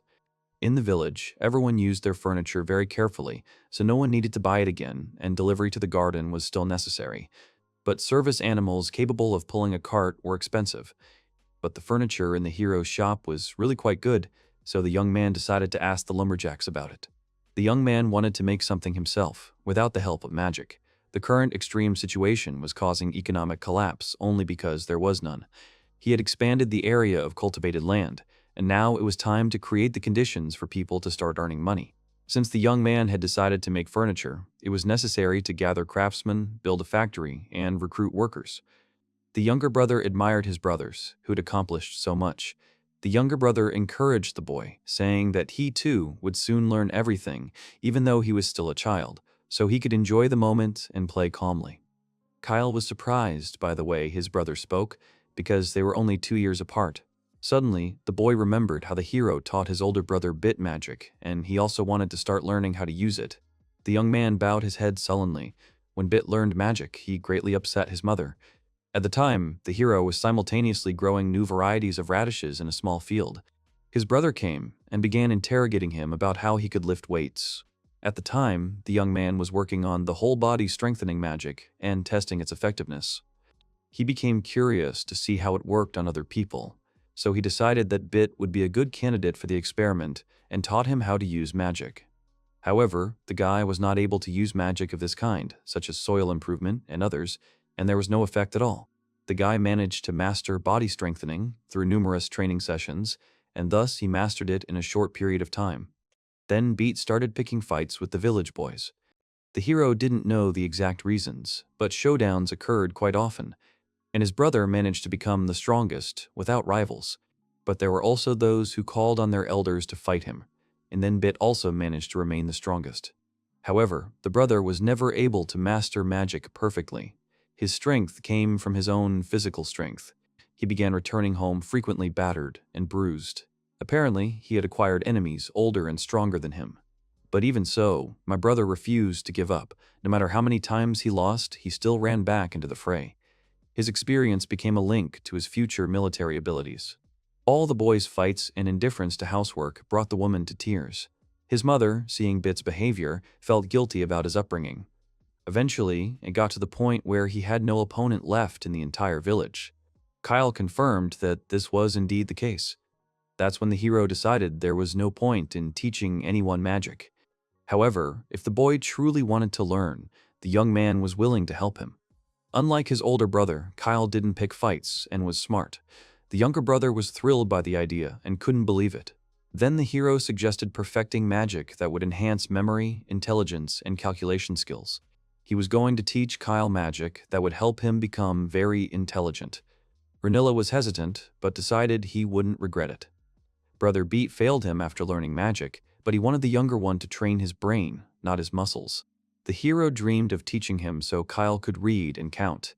After that, the boy would be able to become a first-class expert in his field. It would be great to work with such a Kyle. The traveler finally reached his goal. Now he wanted to find the answer to his question about what the gentleman who single-handedly defeated the giant boars looked like. The man taught the hero that such a form was unsuitable and that the oven would not produce enough heat. He believed that the gentleman had not yet learned how to build, and he repeated this quite often. He was close to getting the passing grade, so the man decided to reinstall the oven again. Then it could be used, and also used to make bellows. The hero was ready to give up the ghost after all these tasks. The man shook arse, and he tried to turn on the lights so the boy could continue creating without any problems. All this was happening in the future, but for now, they were talking about the wanderer brought by his brother who had appeared in the village. His name was Gron. He traveled the world and created all sorts of things along the way. He came to the village to meet the gentleman who had slain the giant boars. The hero and his brothers found the guest's speech intriguing. He then explained that this was the way they spoke in his homeland. The hero inquired whether the traveler was originally from the eastern provinces, and he was right. Gran was indeed born in the eastern lands. Aris guessed it must have been an island nation. The man was surprised, but explained that his birthplace wasn't exactly an island, but that such places did exist. The young man then asked him to disregard his speculations. Then Ars introduced himself and explained that there was little left of the boars, but they could be seen in the warehouse. Gran decided to find out who the honorable gentleman was who had defeated the giants. He wanted to meet him in person. Ars declared that it was he. The man was surprised. He didn't expect the person to be a child, but the boy explained that he had set a trap and had a partner. The guest apologized and explained that he had heard about the ferocity of giant boars. Many villages had suffered because of these monsters. Bit believed that, despite everything, these monsters were still just enormous boars. Was it really worth coming so far to see them?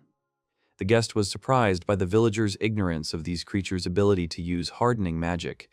This was precisely why the monsters couldn't be pierced with an arrow, and attacks were generally difficult. Moreover, the remains of magical beasts could be excellent material for creating something new. A boar's tusk could be used to forge a weapon stronger than steel. Ars was shocked by this information. He was glad he hadn't thrown away the monsters' bodies. Gran wandered through various locations in search of special materials and crafted various weapons from them. The hero wanted his guest to craft a sword from the beast's fang. The man agreed, and then the hero asked him to do it, even offering his thanks.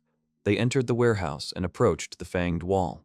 The traveler liked these materials. The fang undoubtedly belonged to a magical creature. Moreover, they still contained magical energy. They were the remnants of magical power. If you were hunting a magical beast, it was best to do so when the monsters began to activate this power. After transforming the fang into a sword, all magical energy would also become excellent. The hero realized the fangs would make an excellent sword. He was just beginning to rejoice, but the guest interrupted him. He explained that to craft a sword from a magical beast, they would need equipment and a catalyst. Therefore, the man would be unable to fulfill their request, and besides, there were no craftsmen in their village capable of making such a thing. Ars didn't understand what equipment and catalyst meant, and he didn't want to give up so easily. However, Gran stood his ground, believing these items were necessary. They needed a furnace capable of withstanding high temperatures, and a magic cage from a magical beast, which would serve as a catalyst. The young man understood the first, but questions remained about the magic cage. The man spoke of things the hero didn't understand. The traveler then explained that the magic cell was an organ or part of an animal that he needed to harness its magical power. Animal organs varied, and obtaining them was difficult. The guy pulled out an antler, similar to a deer's, and asked if it would work as a catalyst. If that's what it takes, then all that's left is the oven. Gran picked up the item to take a closer look and noticed that it was valuable and rare. He wasn't sure, but he could say for sure that it could serve as a catalyst.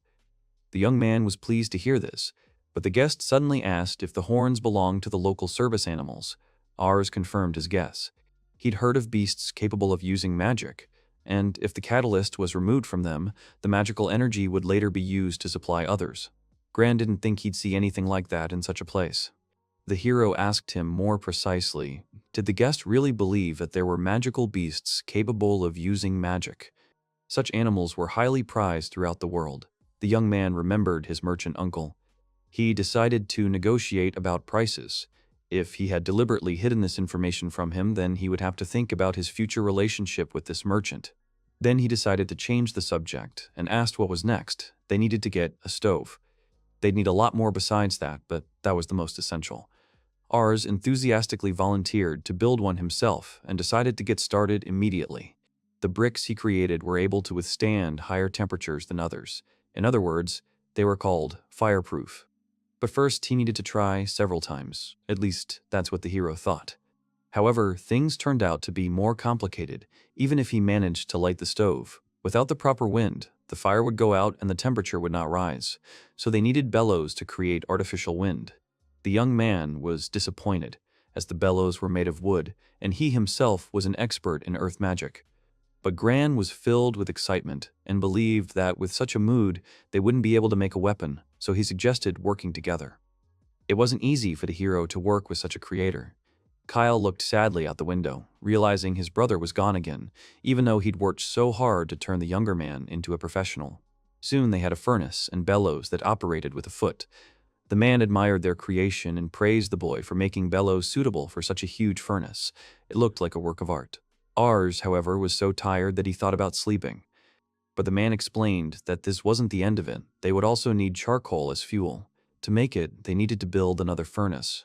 This news did not please Ars, and the man continued to insist that burning ordinary wood would turn it into ash, and that to make charcoal, the wood must be burned into a sheet in a closed room where there would be no air. Soon the charcoal kiln was ready, and Gran even praised it. He had to visit many places, and often in those places there was not enough money and equipment for his creativity. Then the man began to cry bitterly, but now he was happy. It was time to light the first fire. Suddenly, the hero turned and ran away, the traveler not understanding what had happened to him. However, the boy had no intention of enduring him any longer. He flew into the house and fell powerlessly to the floor.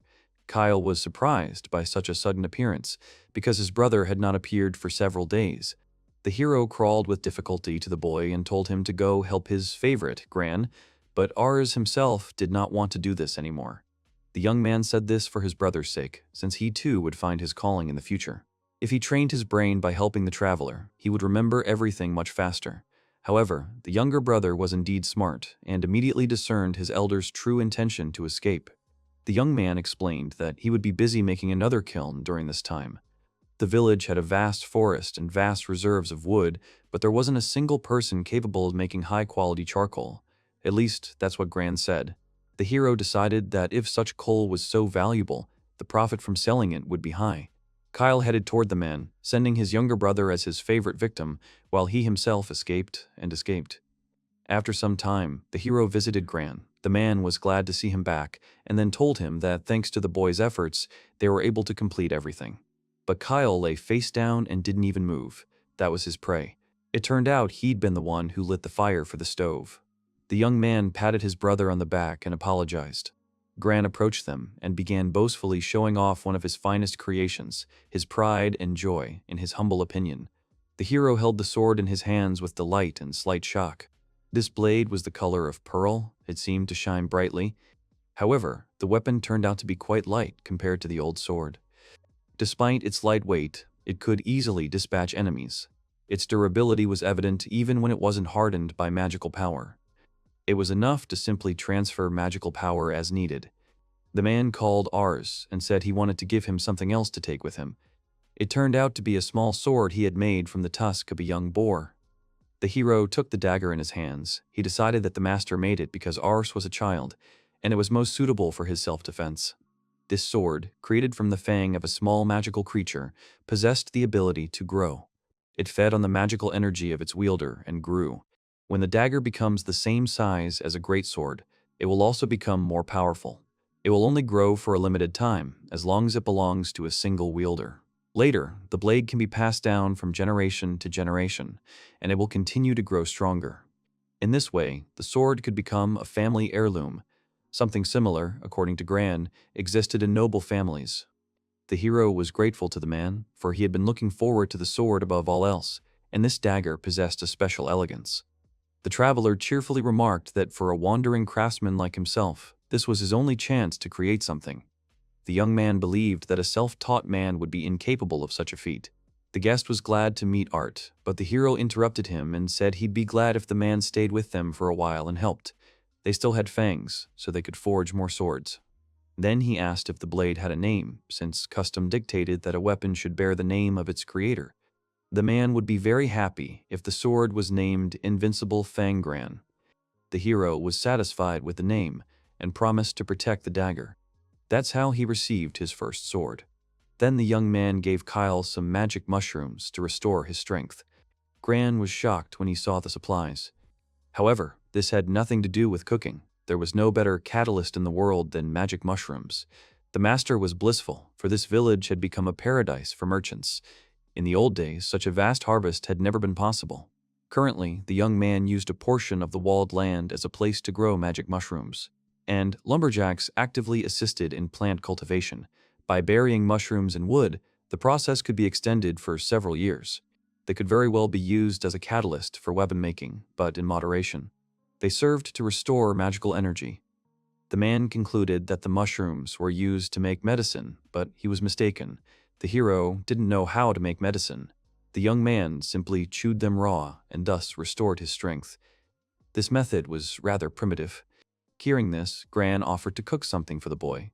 Ars was surprised that the man knew how to cook.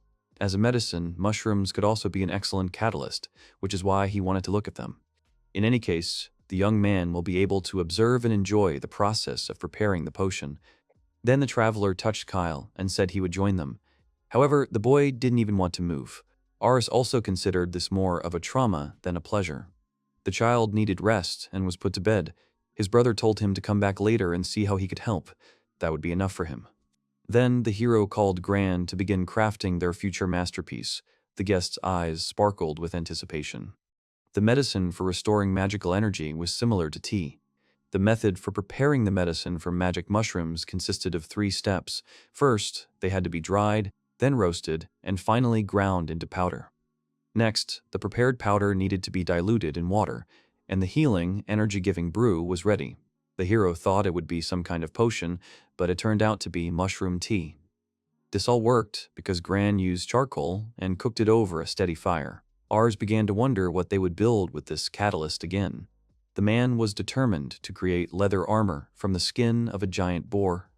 To oak the boar skin, it was necessary to immerse it in a catalyst of a medicinal decoction. Then the effect of the magic would be incomparable. Such armor didn't have the magical power of a boar tusk sword, but unlike ordinary armor, it was stronger. Ars was amazed at how much Gran knew and could do. The boy was glad to see him in the village. The man modestly admitted he didn't know much. The traveler suddenly hinted with a glint in his eye that he would be deprived of sleep again. Ars frowned, for Gran was a good man when it came to his thoughts, until an idea crept into his head and he robbed someone of their sleep. The hero wanted to praise himself for creating a new meditation spell. He sighed heavily, wishing he could get a peaceful night's sleep so that all his fatigue could quickly disappear. If not for this spell, the young man would have long ago given up his life of work. However, soon every suit of giant boarhide armor was ready. The man thought he was beautiful, but the armor was too big for a hero. Ars then explained that if the armor were made only in his size, no one else would be able to wear it. But the suit somehow helped the young man in his work in the field, and when they took his measurements, he was very happy. The boy knew he'd keep growing, and the armor would fit him perfectly. It was also a small bonus for Bit. When his brother no longer wore the armor, the hero would take it for himself and be able to remake it. The man enjoyed every day. He was happy to start the next task and asked the guy what it would be. When the young man declared that the armor had been sufficient for now, the traveler fell to his knees in frustration. Ars had been very cruel to him and wanted to take away his only consolation. However, they had just enough bricks to build a 2-story building, but they couldn't allow their number to exceed that. In other words, bricks had to be used in the construction of the building. Then, using memory preservation magic, the hero could reproduce his vision. If he succeeded in building a good house for Gran, then Ars would be able to continue building houses with magic. The hero wanted the man to build the building, for which he could use lime as a lubricant. The craftsman also had to make the house comfortable to live in. The young man set these conditions for Gran. Then he asked the master what he thought would be best to create and sell. But for the traveler, this didn't matter much. He simply wanted to create something unique and new. The young man understood that his guest was doing something beyond his own capabilities. Ars suggested that he build a building from all the given bricks. For Gran, this idea was tempting. He could come up with many new ideas. He accepted the hero's challenge with trepidation and rushed toward the pile of bricks. The young man was glad he liked everything. However, Ars himself wanted to try something. The sword forged by Gran was imbued with hardening magic, thanks to the catalyst and magical fangs. The young man wanted to check whether the same principle would work on other objects. He collected a boar tusk, a Valkyrie horn, homemade bricks, sand, and healing powder. These materials should be enough. To make fire-resistant bricks, bricks had to be crushed, mixed with clay, fired, and then all done in reverse order. The hero decided to apply the knowledge from his past life and create what he desired. The guy began to mix crushed brick with crushed horns and sand. Then all this was mixed with a medicinal decoction. The young man made several similar mounds of loose material with a similar composition. The next step was firing, but ultimately nothing came of it. All the bricks fell apart and cracked. The young man suggested adding more of the decoction to thicken the mixture, then stirring more frequently. Within a short time, the entire room was filled with failed projects. And so, after many failures, ours finally managed to make a whole brick. It was even too strong. It differed from fired brick and was more like marble. This led to the creation of a new product called super strong brick. The hero still found it incredible that such a thing could be crafted from just a few materials and a catalyst. He could now understand Gran's feelings, but for some reason, he possessed no magic other than earth magic. Therefore, the young man believed that creating something like this was beyond his capabilities. No matter how many times he tried to imagine it, he couldn't make the brick stronger. The hero's poor concentration was replaced by constant reflections on his past life. This is precisely why he wanted to make it all happen in reality. But the boy's exploration didn't end there. He picked up a brick and used the memory retention magic. The hero then placed his hands on the ground and chanted, "Create super strong brick." He cast a new spell, just like he had when he had succeeded in building the house. Now Aris could create an exact replica of a solid brick without any additional tools. Mania is definitely a cool thing. The young man looked at his creation with dissatisfaction. Everything turned out not quite in the Romanesque style, as he wanted, but rather looked more like a marble floor. The hero cast a special spell, designed to build a Romanesque-style road based on his initial vision. He then concluded that this version, with smooth marble, would be even better, as it would be easier for carts to move without any bumps. Furthermore, a pedestrian path should be built on both sides of the road. Having finished his chores, the young man went to see how the construction of Gran's house was progressing. Upon seeing the final result, he was greatly surprised. The building turned out to be wider than he had expected. The builder explained that he had added more windows to save on bricks. While Ars perfected the magic of road construction, the man fulfilled his request in the best possible way, although not in the Roman style. Kyle told the foreman that Ars had a lot of window glass lying around unneeded in his warehouse, so he took it and used it for all the windows. He also used an arched structure around the door, creating a keystone. This type of construction not only saved on building materials, but also provided undoubted strength. It allowed pressure from above to be displaced sideways. This construction method was suitable for masonry materials and devices subject to compression. Bridges were an example of such structures. The young man praised Gran, saying the building had turned out spacious thanks to its many windows. The guest was pleased that the gentleman was satisfied. The hero promised to repay the traveler for all his efforts. The man asked Ars for permission to build a house on his land. The boy was surprised by his offer, and the man explained he had happily traveled through various lands, but now he wanted his own home, and with the hero, Granu would always have something to do. The young man paused. The number of people wishing to live in the new land was growing, but the Valkyries also lived there. He feared for their safety and refused to grant permission to anyone, but he couldn't refuse a man as gifted as Gran. The young man gave the master permission to settle on this land, and the man was very happy about it. So he became the first resident of the new territory.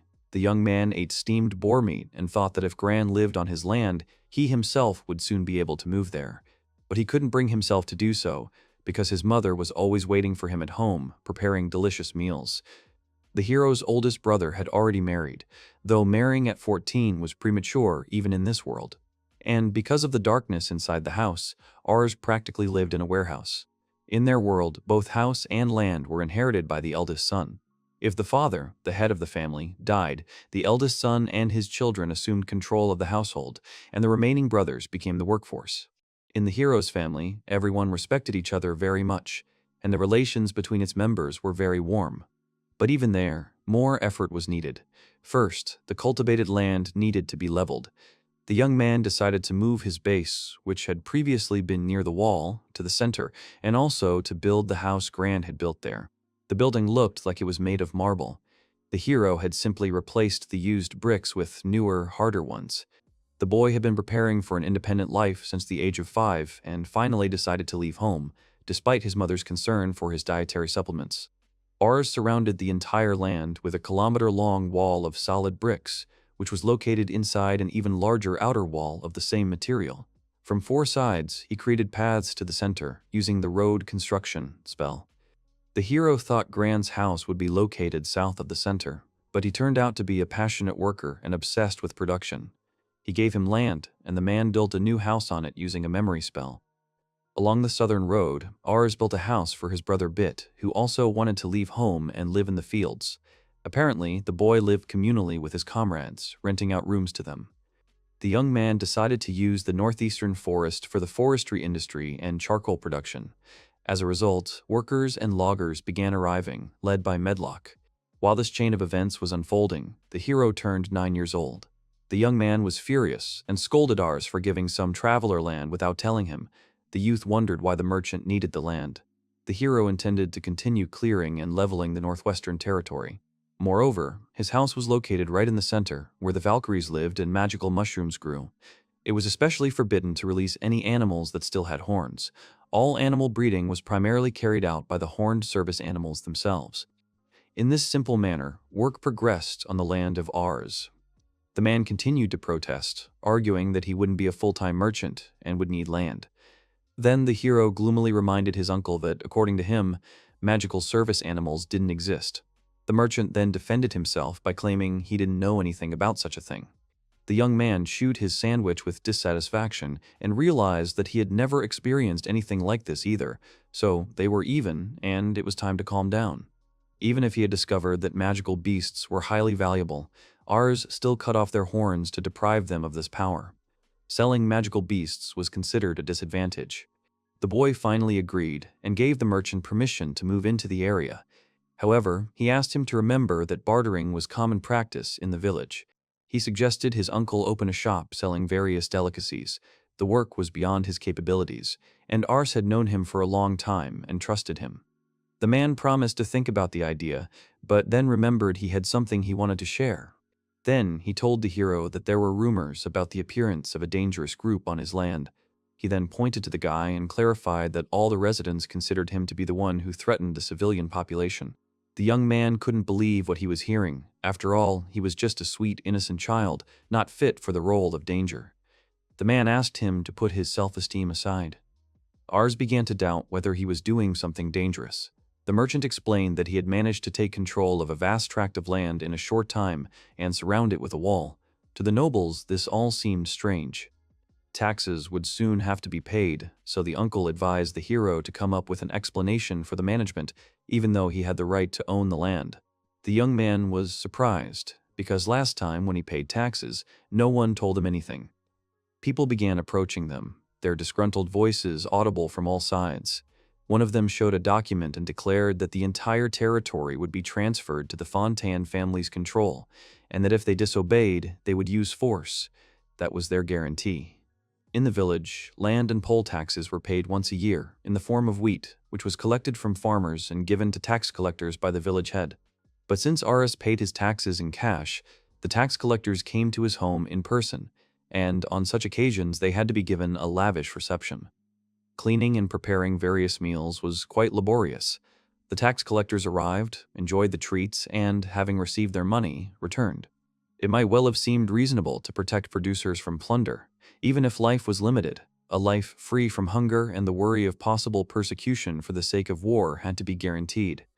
The hero wasn't a foolish child from a simple village who could accept a life limited to raising livestock. He considered himself different, for he retained memories of a past free and prosperous life.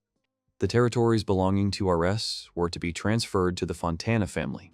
All living creatures and everything on this land were to belong to the same family. The hero would also be under the Fontana's protection. Now, the young man understood what the merchant had meant. These animals could indeed be useful in battle. People believed there was a possibility of unknown people lurking in the area. Therefore, the measures taken were necessary for his own protection, so that the young man could breed these precious animals without any problems. Suddenly, a strange sound was heard, and the whole crowd decided to start the search from the warehouse behind the house.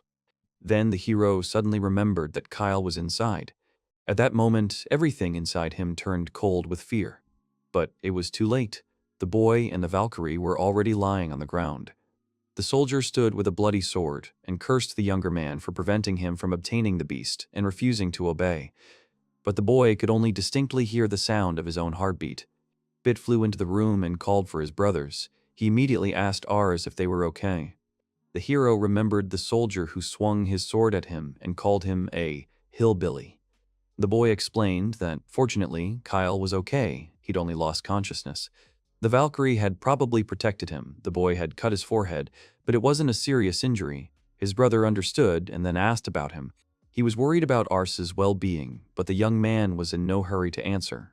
He remembered fragments from that situation, how his heart beat, and how he released the crystal from his hand. And the next moment, he struck the soldier with magical power. A lot of blood spurted out of the man and even hit the young man. The young man raised his trembling hands to his face and told Bit that everything was fine and he wasn't hurt. However, that wasn't what his older brother was worried about. He then said that his father had brought people with whom he could consult, after which he called Ars down, because Kyle should soon wake up. The hero understood that he had shot at the soldier and that he would cower on the spot, which meant that punishment for this could not be avoided. The merchant explained that if the Fontana family's soldiers reported the events, they would undoubtedly gather troops and head for them. The young man asked if they could escape. Gran believed that fleeing to other noble lands might be useful. If they were a rival family to the Fontanas, there was a good chance they wouldn't be handed over. Ars, however, was renowned for his magical beasts, but hiding him in this manner didn't guarantee complete protection. The young man understood that if he survived, he would lose his freedom. He clenched his fist. Even if a commoner refused to obey the nobles, that didn't mean he wouldn't have a free life. Bit was outraged, because if this was truly the case, it could lead to war. He decided that Ars didn't care that their home could be destroyed. Hadn't the young man worked for this since he was a child? The boy was determined to fight alongside him. He believed it was the elder brother's duty to protect his younger brothers. Besides, the young man had already killed one of the soldiers. Kyle was also in danger. From now on, he too could be killed. If the soldiers returned, they would capture every last one of the hero's relatives. The boys had no choice but to fight. However, Aris doubted it. No matter how powerful a mage he was, he couldn't do anything against so many soldiers alone. Bit's uncertainty angered him even more. Medlock intervened in the conversation. He too was not going to simply watch the death of a child he had watched over since his early years. Moreover, no one was going to return to their previous life. If the little gentleman suddenly decided to fight, none of the residents would remain on the sidelines. The man believed that it was thanks to the hero's efforts that the lumberjacks lived without knowing hunger or poverty. Medlock leaned down to the boy and added that he had become the most important person to them. That's why everyone was willing to risk their lives to save him. The young man couldn't resist hugging him and thanking him. The man watched them with a heavy heart. The father sighed. He saw that everyone was eager to help, and he, as a father, couldn't stand by and watch. The man was ready to go with them anywhere, after all. It was his duty to protect his family. Ark was surprised. He couldn't have imagined he could gather so many allies willing to risk their lives. The merchant also agreed to go with everyone, offering to gather information about the army from his fellow colleagues. The hero asked if his uncle was confident in his decision. He always sought profit in everything, but the man believed that if the young man were gone, his business with service animals would be lost. Besides, Key himself agreed with the lumberjack. Looking at the faces of his family and friends, the hero became increasingly convinced that they had given him freedom. The merchant cheerfully said that the young man belonged only to him and suggested they consider how to gather more companions, as RS was an expert at this. If the man succeeded, the young man would prepare a vast land for him. Although he was born a poor commoner, he lived a life of ease because he was free. The young man considered gathering like-minded people. But the question remained, what reward would they receive for opposing the nobles? Even if they were paid in cash, they would flee at the first opportunity. Volunteers remained an option. It was important to find something worth risking one's life for. Later, the hero finally decided what reward his supporters would receive. He was determined to fight for freedom from the noble family. The boy intended to bestow his own magic upon everyone, and from now on, his name would be Ars Barkid. He counted on the villagers watching him constantly and being able to understand everything themselves. Clearing the land, improving the soil, building a wall, all of this was the magic of a full-scale clearing. The hero took the name of the village and intended to name everyone by it, including his territory. From now on, all his comrades were considered the Barkid's family. Those around were stunned by such suddenness. Even if they didn't fight the Fountain family without elevating their land standing, they would remain incapable of competing with the nobles. Father didn't believe that a non-priest could assume the right to give a name. Ars bit his lip. He himself understood the absurdity. But then the young man began to use magic. The naming ritual, using the magic circle, was his best trump card, and he knew the risks of using it. For example, naming someone who already bore a name didn't erase the past, but rather added a new one. The boy wanted to decide on the spot whether those present would become members of the Barkid family. He began to call Ashir Barkid, Bit Barkid, Tryon Barkida, Metloka Barkida, Grana Barkida, new name in place. Bit remembered how he was always hungry as a child. Crop yields were low, and most of it was taken away as taxes, which caused a terrible famine. But at this time, unnoticed, his younger brother, 3-year-old Ars, began working in the field.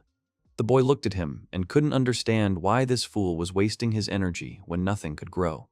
The hero was 2 years younger than him, but he already stood out from the others. He didn't know how the hero had managed to grow radishes, but the land where he worked was becoming very well tended. Although Ars was younger, he already possessed many times more strength. One day, Bit asked his brother why he carried such a heavy load despite his younger age, and how he had become so strong. Then the hero taught him. The elder understood nothing of magic, but once he absorbed it thoroughly, anything became possible. The boy learned the magic of strengthening the body, and began helping Ars with the clearing of the fields, thus allowing him to expand his lands. Their field became the best in the village. The villagers were amazed that Ashura's third son could cultivate the field as a child. Many hoped that he would help them too. The young man smiled and refused everyone, citing his own business.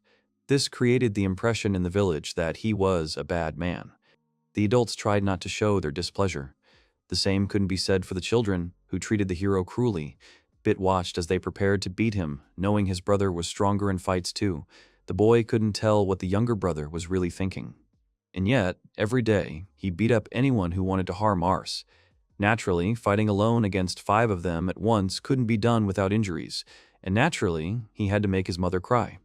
But Bit couldn't leave those who bullied his younger brother alone, so the hero pointed out his brother's flawed fighting technique. Then the young man began teaching him the proper moves. The older man was angry that he completely failed to understand for whom the showdown was really taking place. The boy tried to hit Ars, but he only commented that his brother was hitting him just as badly. The hero always knew how to dodge. In a fight with him, Bit was completely clueless. Applying his knowledge to fighting, the young man could defeat 10 men, even older ones. Thanks to this, he began to gain followers. Ars won the respect of the entire village. No one spoke ill of him anymore. He quickly dealt with the giant boars that were threatening the locals, and then took up breeding magical beasts. Moreover, the hero managed to obtain permission from the nobles to own land. Meanwhile, the elder brother, observing his brother's success, firmly decided that he would not lose to him.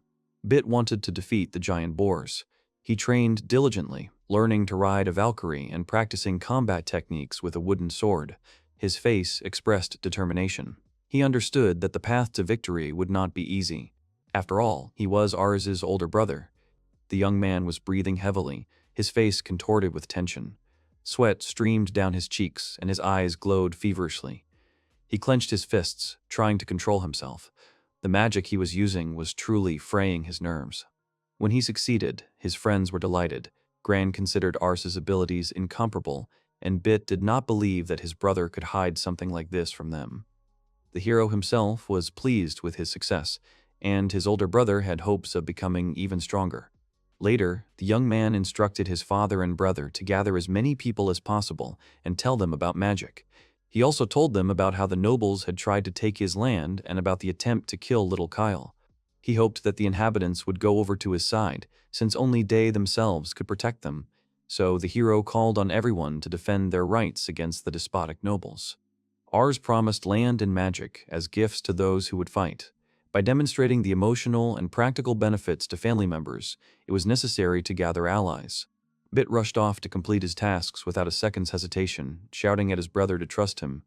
Medlock decided to go and talk to the other lumberjacks. The merchant could have found all the necessary information directly in the city. The man understood everything and decided to first ascertain the gravity of the situation. Ars relied on him and asked him to take care of himself. In response, Tryon extended his hand. He also asked the guy to try to stay alive, after which they shook hands. The hero replayed his last words in his head and thought he hadn't imagined things could go this far. In this world, commoners never turned against the nobility. He needed to come up with a backup plan in case no one showed up. After all, only about 50 men were ever sent to war. Outside, he could hear the noise of a crowd and their chatter. At least 78 people had gathered there. Milok proudly explained that the woodcutters agreed with him, and they were all brave men. Beat, however, brought all his former rivals and workers from the field, explaining that if they lost their jobs in the field, they would have no way to live. But what surprised Ars most was the arrival of Hector's eldest brother. The young man decided to join the boy as his pledge and entrusted his mother to his wife, Isla. The young man pondered the situation.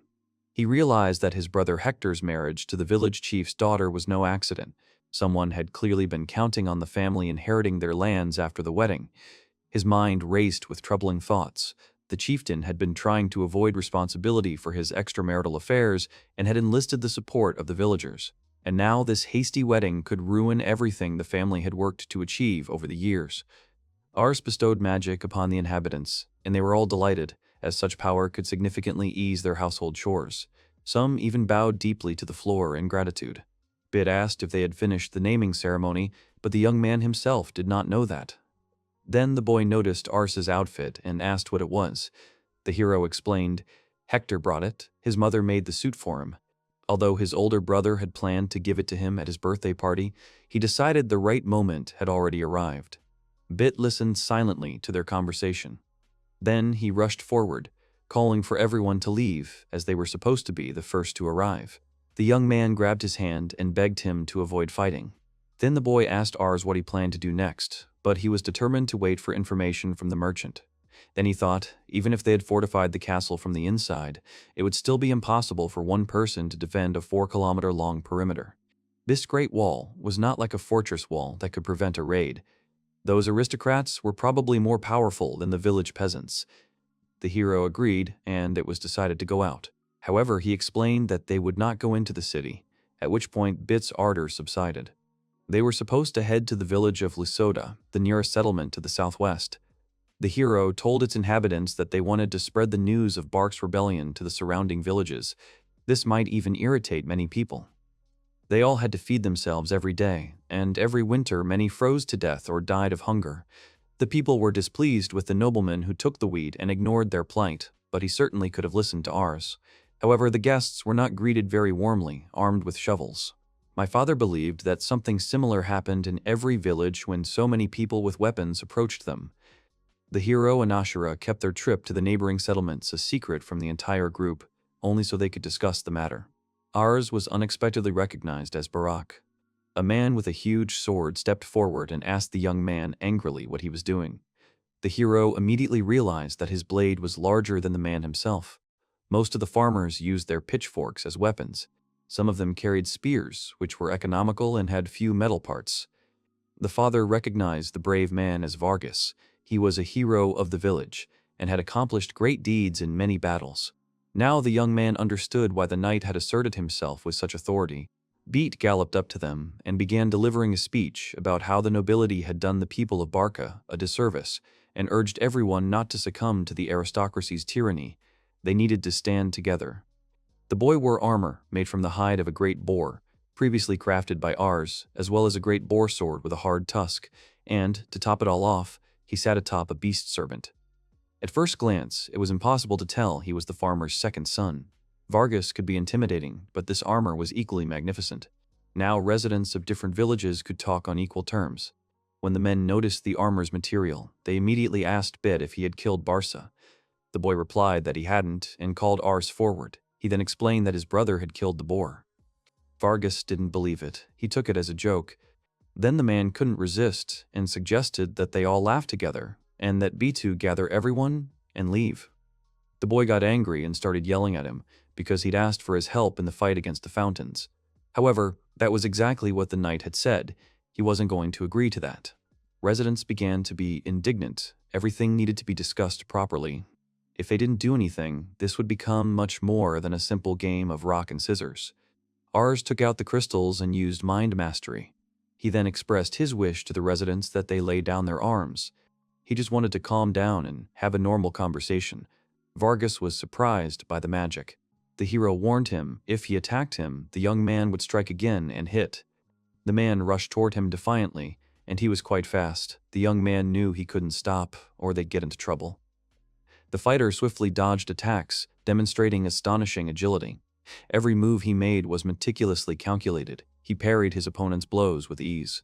It seemed no attack would catch him off guard. His sword flashed through the air, parrying scattered shots.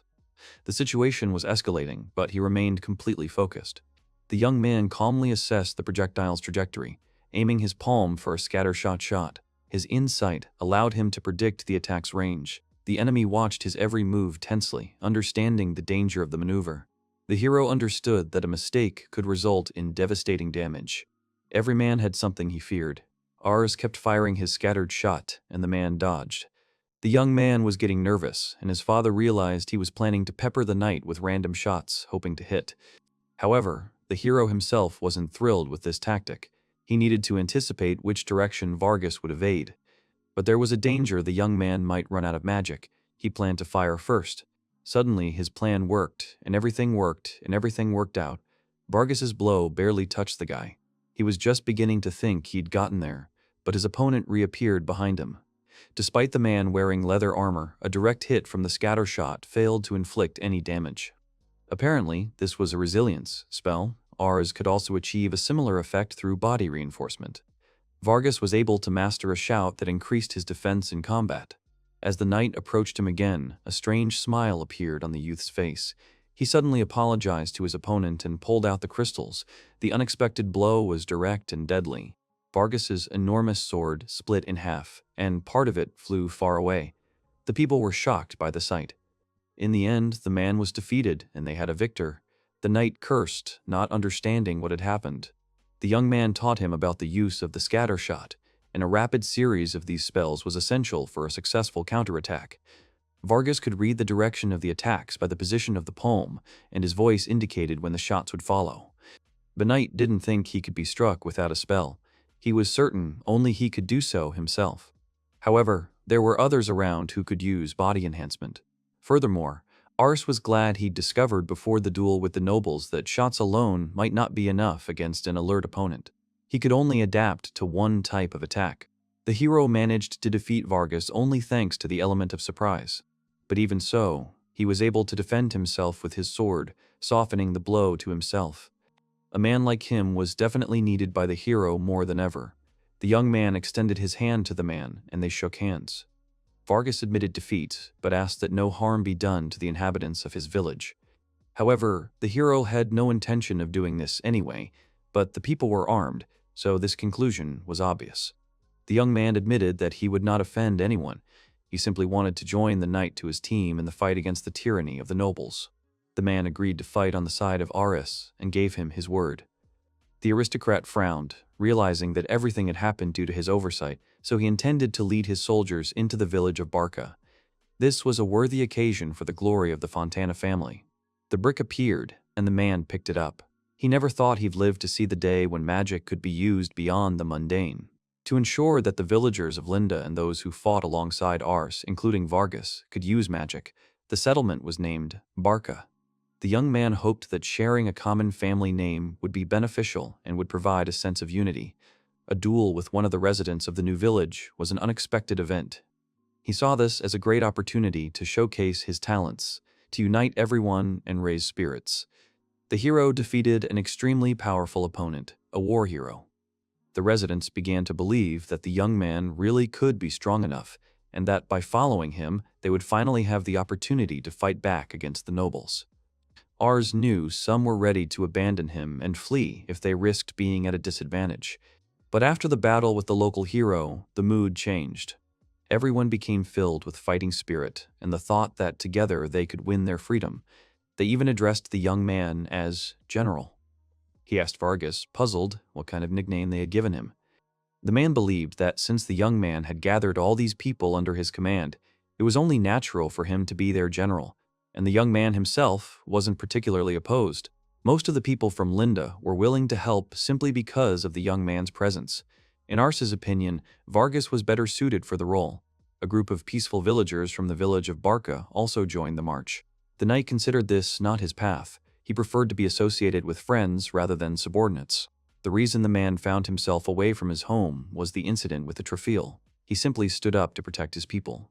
The young man was convinced that going to the village of Linda was the right decision. The team decided to set up camp on the riverbank south of the village of Barka and on the route to the city. If the Fontana family sent their troops, they would certainly arrive at this location. The river wasn't very large, but it was deep enough. There were only a few places for a successful crossing. The hero suggested they begin setting up camp. They all needed to work together to clear the land and then find wood. It was needed to build an inn. After some time, the work was completed, and they had a whole tavern town. Taking into account all the people who had joined from the village of Linda, the young man counted 100, but now they would be able to accommodate them all. Next, they had to split up and build defensive walls. The young man rejoiced at how well coordinated everyone was. It was great that they could use the same magic even without training.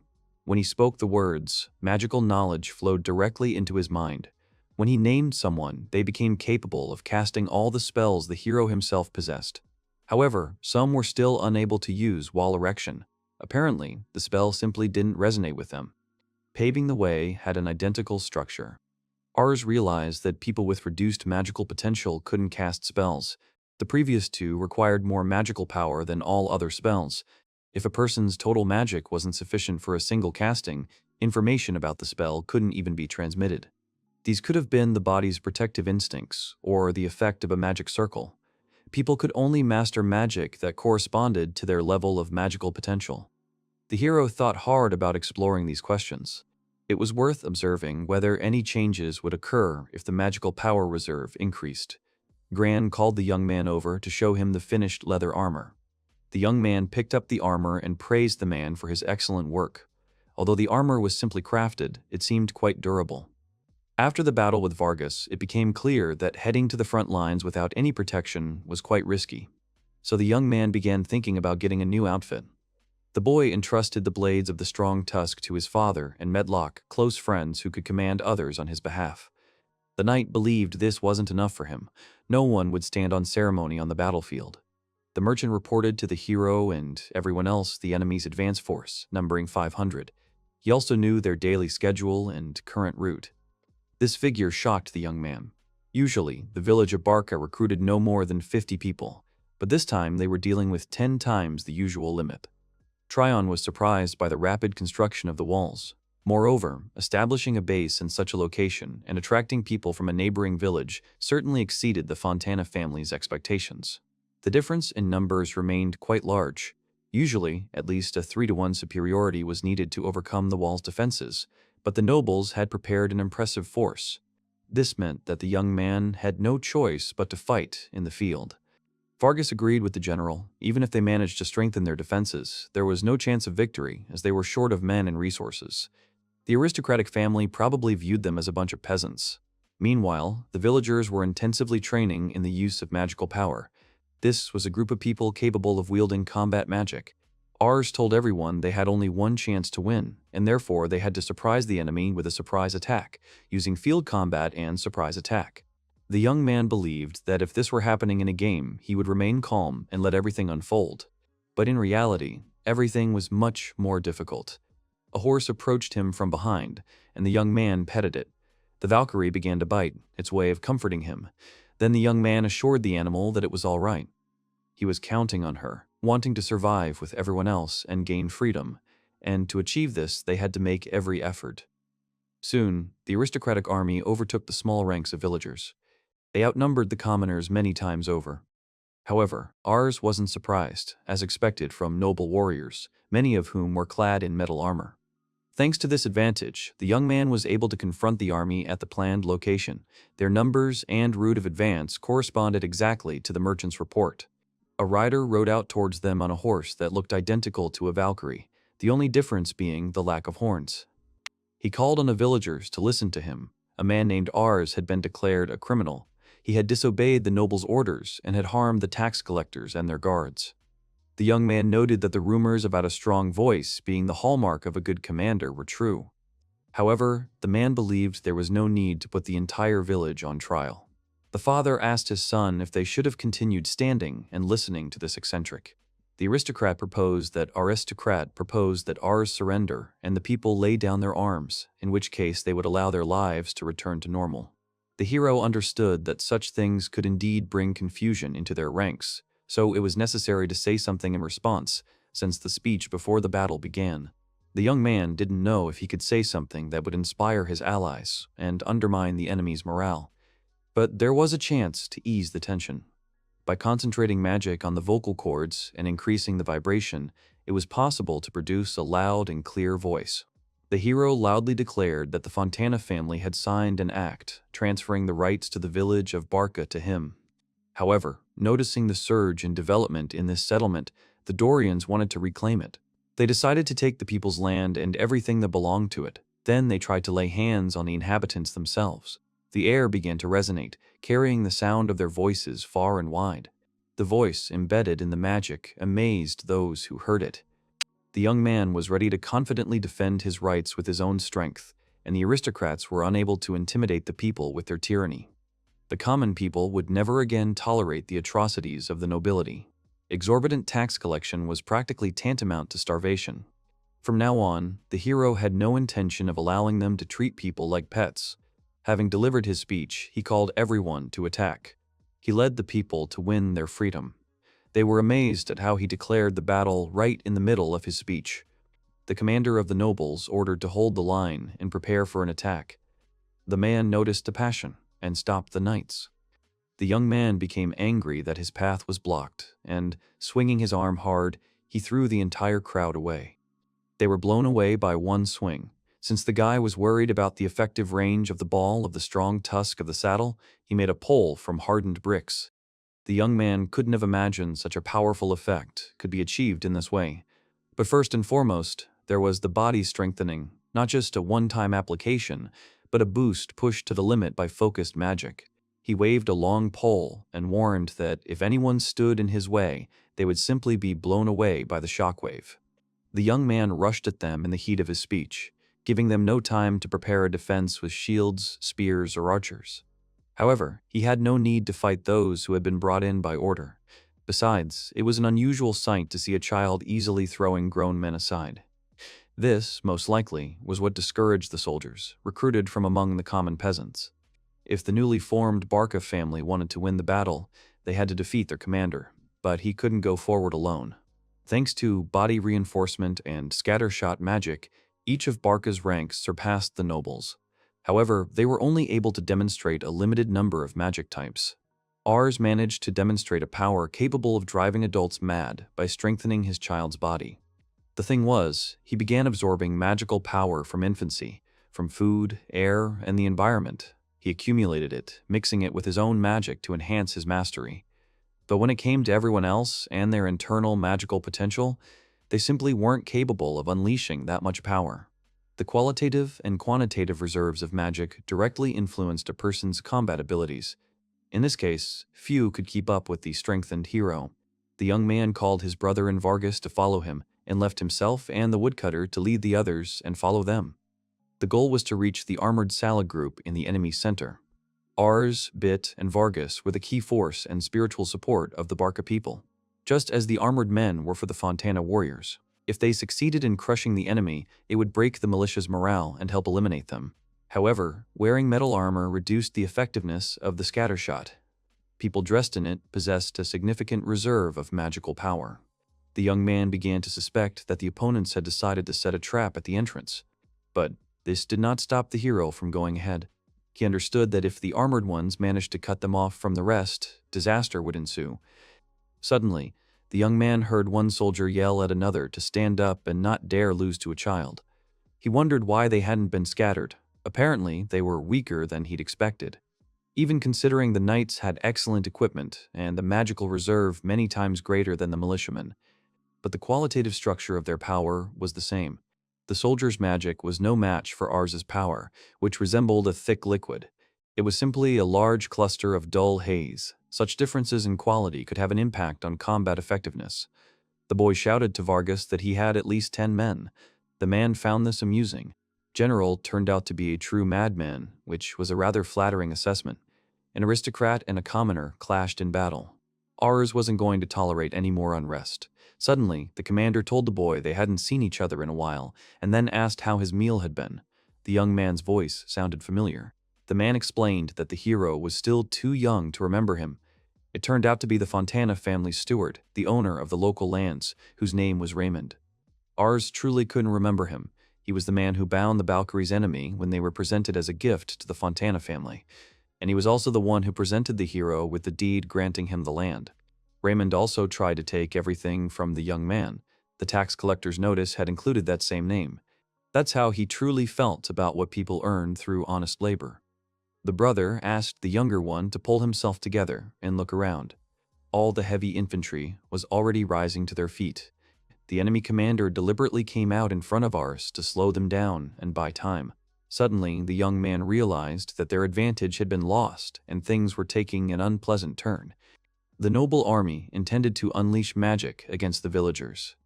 In this world, every person of noble birth possessed their own magic.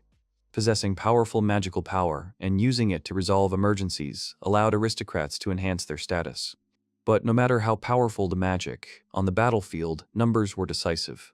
The nobles began summoning commoners from all lands and bestowing magic upon those who had distinguished themselves in battle. In other words, a naming ceremony was held.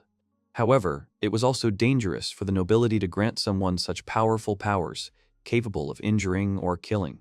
In fact, there had already been a precedent that led to the introduction of selective magical distribution. To gain the right to wield power and rise above the status of a commoner, 2 steps were necessary. First, to frequently participate in battles, win the favor of the nobility, and join the ranks of their infantry. Second, to work under a knight, already imbued with magic, and to excel in that position.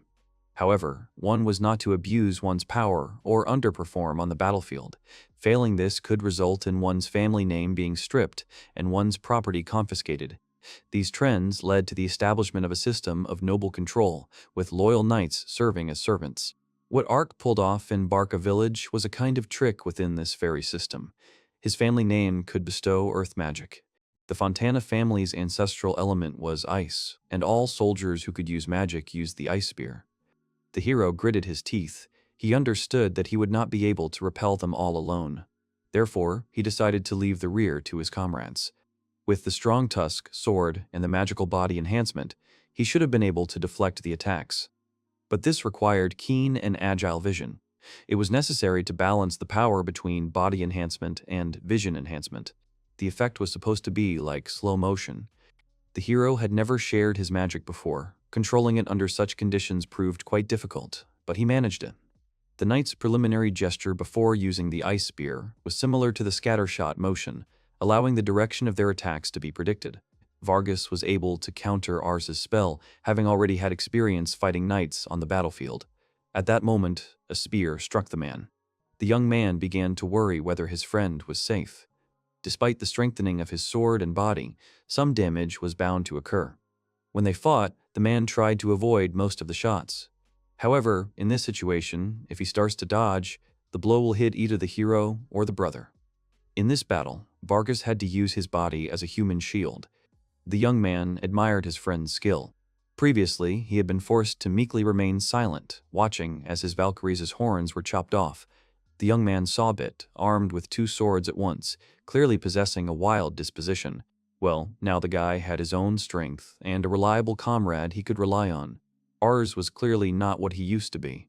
He gave hope to a simple dish to win its freedom. Bit threw out a mocking question about finally running out of strength.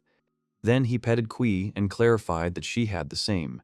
Suddenly, there was a dripping sound. Blood began to trickle out from somewhere. Valkyrie was wounded. The guy, noticing this, quickly jumped down. He rushed with renewed vigor to attack those who dared to hurt the animal. The hero asked Vargas to cover his brother. Even with the strong tusk ball and body reinforcement, the warrior's armor could still cause problems. Bit dealt a powerful blow to one of the soldiers, thus managing to pierce the iron armor. The young man did not fully realize this, since the only people he could compare himself to were the village children. But it was clear that even with his magic drained, the elder brother was strong enough to defeat the knight. Ars never imagined their strength would prove so effective on the battlefield. The hero's older brother's prowess, wielding 2 swords, clearly managed to throw the soldiers into confusion, but Vargas was not far behind. The young man concluded that his comrades were doing just fine without him. The brother distracted the knights, leaving them with fewer free hands. He was left to resolve the upcoming battle with the commander himself. The man was surprised that the sword in the young man's hands was imbued with magic, and the physical enhancement was also quite unusual. He wondered how Ars had managed to pull off such a thing. The boy replied rather rudely that it was none of his business. Meanwhile, there was no sign of movement around the knights. The commander admitted that trying to lure the young man out and take him alive had been a mistake. Steward Raymond's magical power far exceeded that of the knights. He could not be seen as an ostentatious commander who could rely solely on the strength of his guards. Moreover, his sword was extremely dangerous. It emanated terrifying power. The blade's power surpassed that of the strong tusk. The man was quite sad to say goodbye to the young man on the battlefield. The hero needed just one fatal blow. This attack had to be extremely decisive, capable of crushing the commander along with his sword. The next moment, the hero struck the enemy, and pieces of ice broke off from the enemy's weapon. It was the commander's turn to demonstrate the power of his ice essence blade. His sword was once again coated in ice and grew larger. Ars, though a child, could fight him, but the odds were still against him. Even if he managed to pierce the blade, it would begin to regenerate, gradually weakening his position. Suddenly, Raymond struck and wounded the horse. The young man was shocked. He was under magical enhancement, and yet they could still easily knock him down. Absurd superhumans existed in this world. The commander wasted no time and turned around for the next attack. The hero knew he couldn't avoid the ball on his own 2 feet, nor outrun such a swift Valkyrie. In that case, he had only one option. He used a scatter shot. The shot hit the horse. Thus, the beast lost its balance and its rider fell. Now the opponents were once again on equal terms, despite Raymond's obvious superiority in physical strength. The hero couldn't miss this opportunity, lest he be cornered. Everything had to be decided right then and there. He approached the enemy and raised his sword above his head. But the knights arrived in time to protect the commander, and did not allow the guide to finish the attack. The young man roared at them to get out of his way, as this was a once-in-a-lifetime opportunity. But the soldiers attacked together, and the young man was also forced to maintain a dynamic vision. To penetrate metal armor, more magic had to be invested in physical enhancement. The boy's expectations were met. The knights were indeed quite strong. However, he found the strength to cope, channeling his magical power. Soon, he managed to dispatch the soldiers. When it was all over, Ars was breathing heavily from the tension. A terrible heaviness was felt in my head and body. It was too early to let my guard down. The commander praised me for my excellent fight with the knights. However, he understood that the boy had no strength left, and suggested that he surrender. The young man was adamant. He stated with confidence that Raymond should have surrendered. Suddenly, the ground began to vibrate, which distracted everyone present, and the hero explained that they had all fallen victim to his plan. The man asked if everything was clear. From now on, the soldiers should stay straight along the river. Then the young man said it was time to move. It was simply a masterstroke. They understood that a surprise attack alone might not be enough. The strongest card the hero could play without dividing their forces was the service beasts that could attack from the flanks. Ars shouted at Valkyrie that she had to act. The service animals rushed to attack. People couldn't understand how this was even possible. These service beasts use magic. They use the same spells as the people of Barka. The mustachioed man worries about his troops while watching what is happening. He said that this was the most absurd sight he had ever seen. Ars decided to end this battle, and to do so, he needed to do one more thing: take his opponent's life. The boy told the man that they would say goodbye to him here. It was an absolute victory, right in front of everyone. Ars raised his sword and shouted that Raymond, the ruler of the Fontana family, had fallen by his hand. He called for the Fontana warriors to retreat. Then he said that Barka was free and the people could rejoice. They followed his advice and raised their arms. The soldiers retreated. Ars stood and breathed heavily. Valkyrie approached the hero and encouraged him. He snuggled into her arms and told her he was fine. Then he thanked her. Thus, Barka achieved victory. Meanwhile, in a camp north of the river, a man says he was terrified. Just remembering it sends shivers down his spine. He tells the hero what frightened him most: riding a Valkyrie under body reinforcement. Ars, however, isn't listening, instead focusing on the need to take care of the battle trophies. The true leader of the pack of service beasts was his very first companion, Valkyrie, but his heart somehow lifted for the man. He entrusted this to him because, aside from the hero and brother Bite, no one else in the village of Barka knew how to ride a Valkyrie. Ars said his uncle had done a good job. It was the best moment of his life. The man praised him in return. But what are their next plans? This wasn't the full force of the Fontana family, after all. Right now, the hero would just like to get a good night's sleep, but he believes the gap in military might between them remains wide. They collected the weapons abandoned by the peasant soldiers of Fontana as they fled after their defeat. News of their triumph reached the villagers of Barcalinda, and about 200 people decided to join them, slightly increasing their chances of success. And most importantly, they secured a share of the spoils of war. The young man approached the general and asked how everything had gone, whether he had managed to get them to talk. He replied affirmatively, adding that they were commoners and had fought side by side in other battles before. They managed to capture 6 knights, who proved extremely valuable as prisoners of war. The information they provided could significantly contribute to their victory. All of them were seriously wounded, so they are being treated, although they are still restrained just in case. If a feudal lord is unable to independently resolve a rebellion in a single small village within his domain, it will certainly tarnish his reputation. This, in turn, means that other nobles are unlikely to intervene while he deals with the problem. Ars said that even if they aren't looking for a fight, they need to demonstrate their strength. Strength, capable of shaking the enemy's resolve and forcing them to consider negotiations. And to this end, they will build a true castle here. A castle is both a symbol of power and a key defensive stronghold. Walled fortresses are commonplace in this world. Scientific advances, like firearms or cannons, are very scarce here, likely due to the advanced nature of magic. And since the hand is nearby, they could surround their fortifications with a moat. A road also needs to be built to transport provisions from the villages of Barka and Linda. It must be strong enough to support the weight of loaded carts.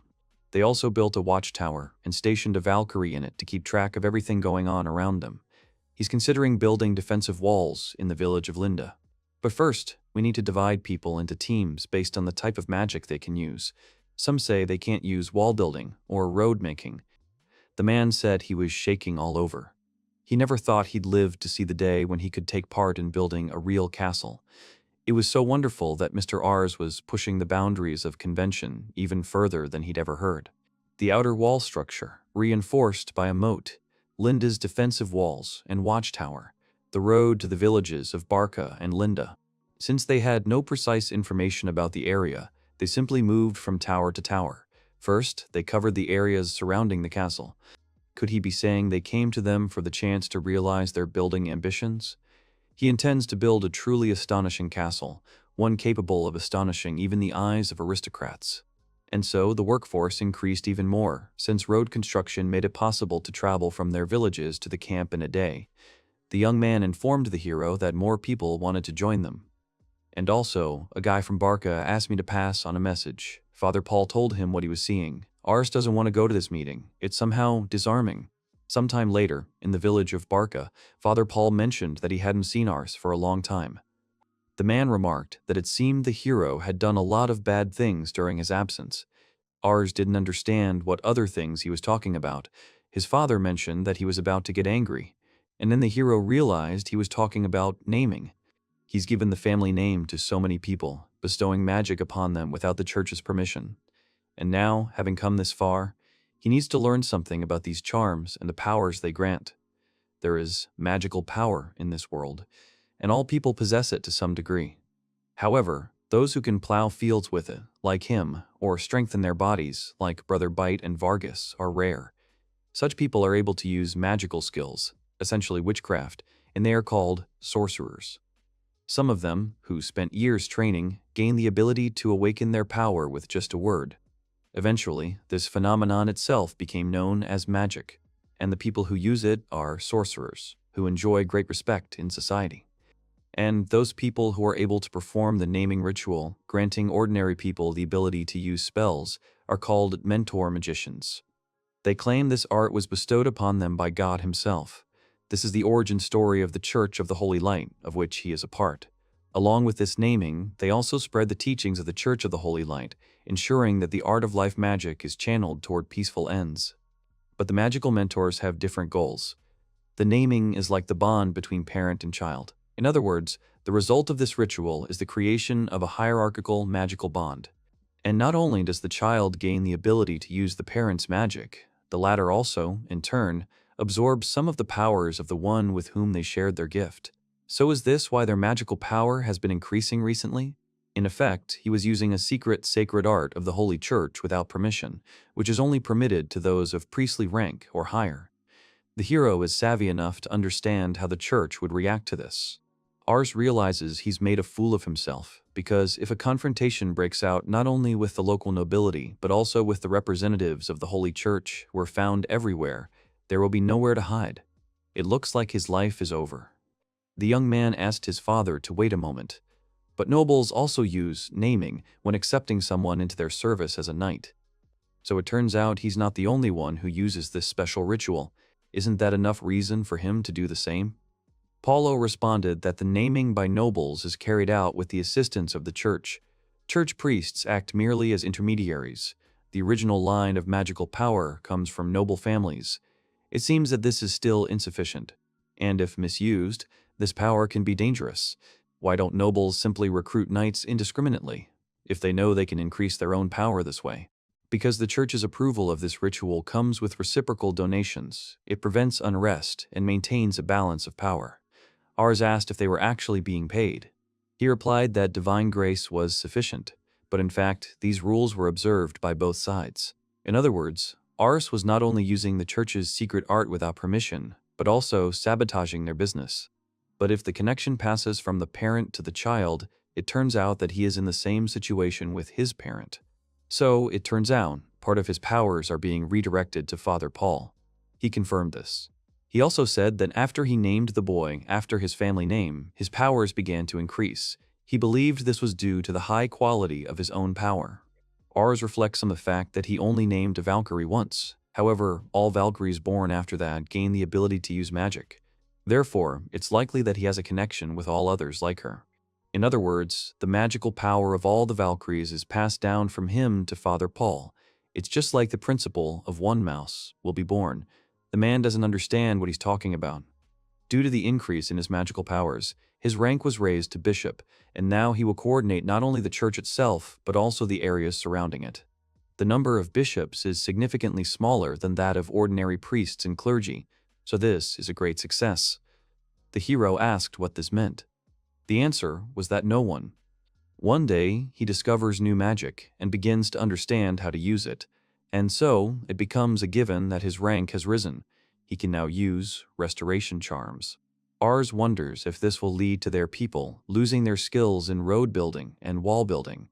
Those lacking the potential to use them cannot even initiate these spells. However, when their magical power increases to the required level, they suddenly gain a connection with them. This is that very feeling, akin to divine grace. Father Paul suggested getting to the main point. He looked seriously at the hero and pointed his finger at him. He offered Ars to entrust his future to him.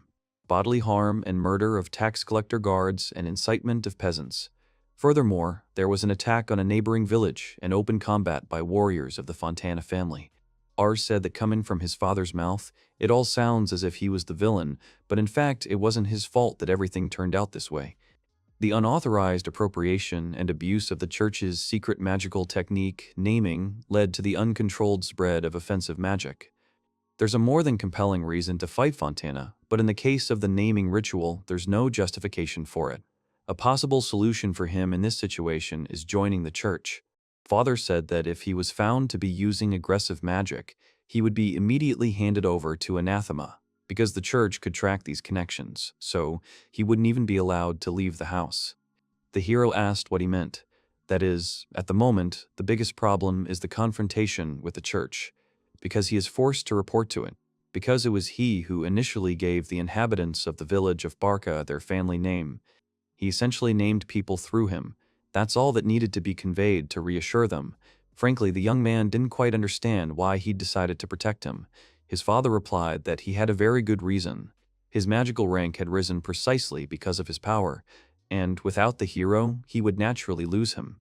But more importantly, he is his protege, who has abused the naming ritual to gain greater power, and he would prefer to remain silent about this.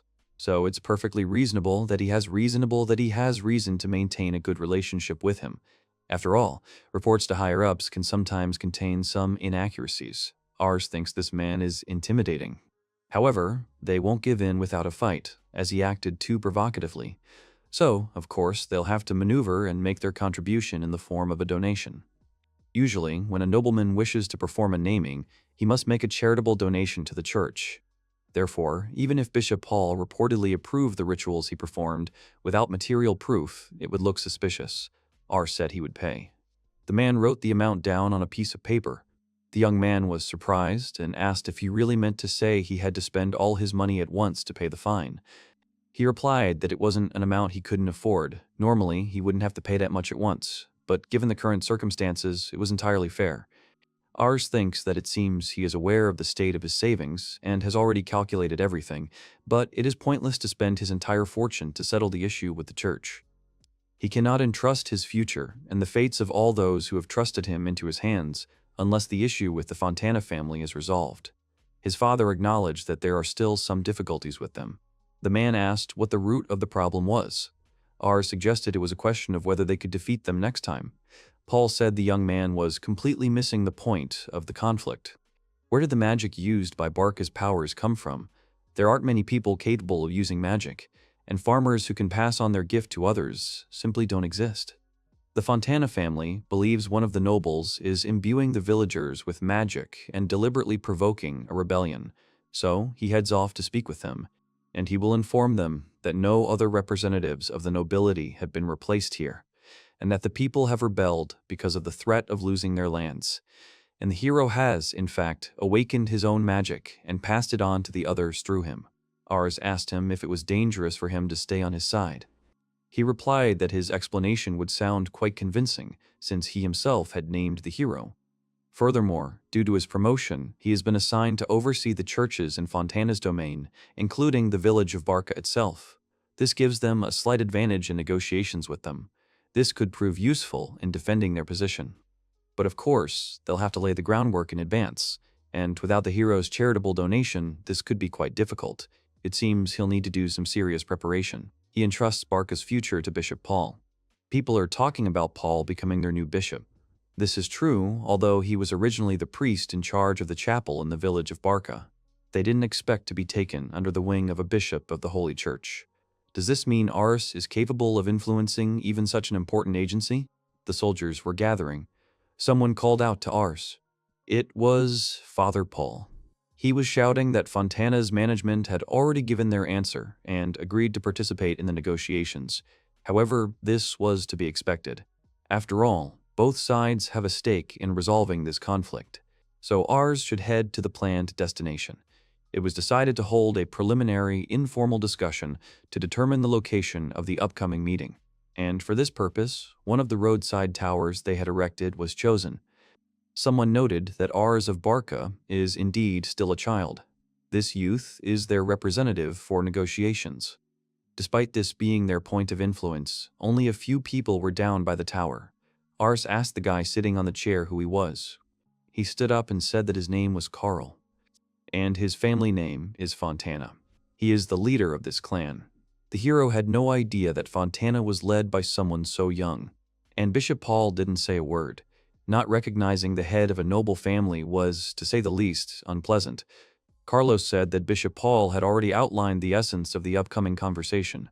Carlos suggested they put aside their petty games and finally put down their swords. The hero replied that it wasn't so easy to say yes. Everything depended on the situation. The leader said that there was no need to even kneel before a nobleman to put forward conditions. Ars is the central figure in this whole story. The hero is curious about the boy's terms. He hands him a piece of paper and says that if they lay down their swords, he will entrust him with the lands of Barka. The young man read the terms. He thought they were the conditions for his entry into the Fontana family, and that his status would also be elevated to knight. It was a very lucrative deal, but something was troubling him. He asked if there was any guarantee he was telling the truth. Carlos replied that they would work out the details later, but once it was official, he wouldn't cancel it, because if he committed such an outrage, his people would disown him. Ars reminded me that he had taken the life of the head of the Fontana family. Isn't it strange that he obeys Carlos? He replied that this was what he wanted to thank him for most in this case. He praised the boy for handling Raymond. The hero likely knows what it's like for a child to have to work so hard to keep the group together. His father passed away, and at the age of 3 he became the head of the Fontana family. The previous generation, known as the Winter Warlords, had great influence over the surrounding noble territories. It bore fruit, and the nobles surrounding him attacked him and perished. His successors perished, all except him. The young head of the family was replaced by Raymond, the leader of House Barbaros, one of the knightly families of House Fontana. To his credit, he preserved the place while Carlos was growing up, but Raymond married one of the leading knightly families, the Grahams. The knightly family took over the role of vizier, which originally alternated between members of the knightly family. And now that he has come of age, he still controls everything in this territory, and he is his puppet. Even a small goal could be the impetus that breaks his strength. Ars realized that giving him permission to own the land was already Raymond's failure. He never imagined they would want to kill him when he was heading out to suppress the group, but Master Carlos seized control of the Fontana family. The leader commented on the difficulty of organizing force in Fontana territory after Raymond's death. Raymond's relatives and subordinates took a liking to his chivalry. They may be outwardly following it now, but at some point there will always be a backlash. Ars will be the most important weapon in his hands. He may have his entire house intact, but his resources are limited, but he can attract a new force, Bark, to frighten them away. The hero acknowledges his superiority in stature and power, but at the same time views him as an equal, which is no longer befitting a peasant. Carlos knows the young man won't work if he tells him the difference between power and status. Then he'll tell him the price Ars wants. And all his freedom is guaranteed by him, the head of the Fontana family. The boy's peaceful life among the villagers of Barka and the wealth he has accumulated. In exchange, the young man will be Carlos's sword. Ars is grateful that, despite his delicate situation, he is not to blame for what he guarantees the head of the family. Above all, he decided that abandoning this business would ruin his relationship with the Paulistas. He doesn't want to be watched by the church any longer, so he made a decision. He mentioned that there was one additional condition they would like the Lord to add, and so the secret meeting between him and Carlos continued until late into the night. Father Paul said that an agreement to end the war would now be reached, provided there were no disagreements between the two sides. Ars and Carlos agreed to this at the same time. Now they have moved on to Ars Barka. He was asked to swear that he would now serve and support Carlos de Fontana. He agreed. Does the knight Ars Bark swear to sometimes unite the conditions, sometimes fight shoulder to shoulder and protect his people? The young man swore. Next came the oath. Carlos knighted Aris Barca and gave him a name. From now on, his name is Aris von Barca. Now the Lord will await his future achievements as his knight. Carlos's naming of him made Ars the most powerful magical being in this territory. The young man created an ice spear. The magical access privileges passed to him and through him to Bark's forces. And now he can use the ice magic of the Fontana family magic beyond the earthly system, which he couldn't use no matter how hard he tried. The formalities of public life finally brought him back to life. The man asked if Mr. Ars, having become the owner of the territory, didn't want to do anything from now on. The boy didn't understand the question. He replied that he was so good at even the villages of Barka and Landa that he had even taken control of them, as well as the northern castle. Carlos's condition was to govern the village of Barka. He didn't want to let people like Vargas go. Ars realized there were more things he needed to do than he wanted to do. His persistence led Carlos to give in. The man had heard that only a few could be knighted and become the owner of a territory. He was surprised that the young man had agreed. Ars's goal is to make money. He doesn't have time to talk about relationships right now. He must pay taxes to the Fontana family, and if he's called up, he must raise an army and join them. Even if he is called up, he currently has no money to feed the troops. Failure to demonstrate loyalty could lead to the loss of conquered territory. Creating a system that generates money without it is an urgent need. They will build an organization capable of internal governance. Liliana closed the book and sighed. The maid asked her if she could help the lady with anything. She declined and smiled. She learned that Carlos, lacking practical experience, had to contend with influential knights from the Raymond faction. He had been a genius from an early age. It seemed he had successfully taken over the management of the estate. And Raymond, who looked after him from an early age and organized everything on the estate, died during the peasant uprising. Carlos is so good that he's willing to use her, his only blood relative, for political purposes. Maybe it's time for her to make up her mind? Ars announces personnel changes within the ranks of the Knights of Bark. Trion Barka, a merchant. The old man will be responsible for internal affairs. He can read and write, and no one here knows the bookkeeping better than him. Brother Bite and Vargas will be the unit leaders. Maintaining a standing army is expensive, so they have to train farmers. Father will lead the guard. They will need people capable of maintaining public order. There are many people these days who use offensive magic in domestic disputes. Such people need to be controlled. Madak and the village chief, Rinda, will serve as judges alongside him. When two parties cannot resolve a dispute or conflict, judges are needed, even in this world. A person in authority who will listen and make a decision is important, but since there is no law yet, making decisions can be difficult. So they decided to create a system of laws. There would be a class action trial involving 3 beings, including him, so they'd need Gran's help. He will also remain responsible for production. He's not the type of person who can work in an organized manner, so he needs someone to be with him.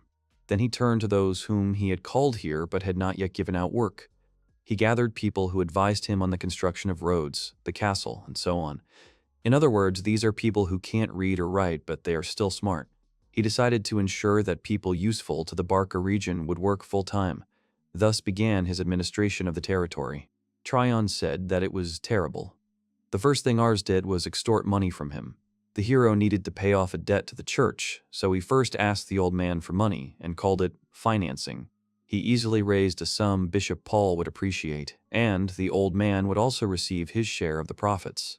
He prepared a good plot of land for him, which could be considered payment for it. Tryon said he would consider this his contribution and donation.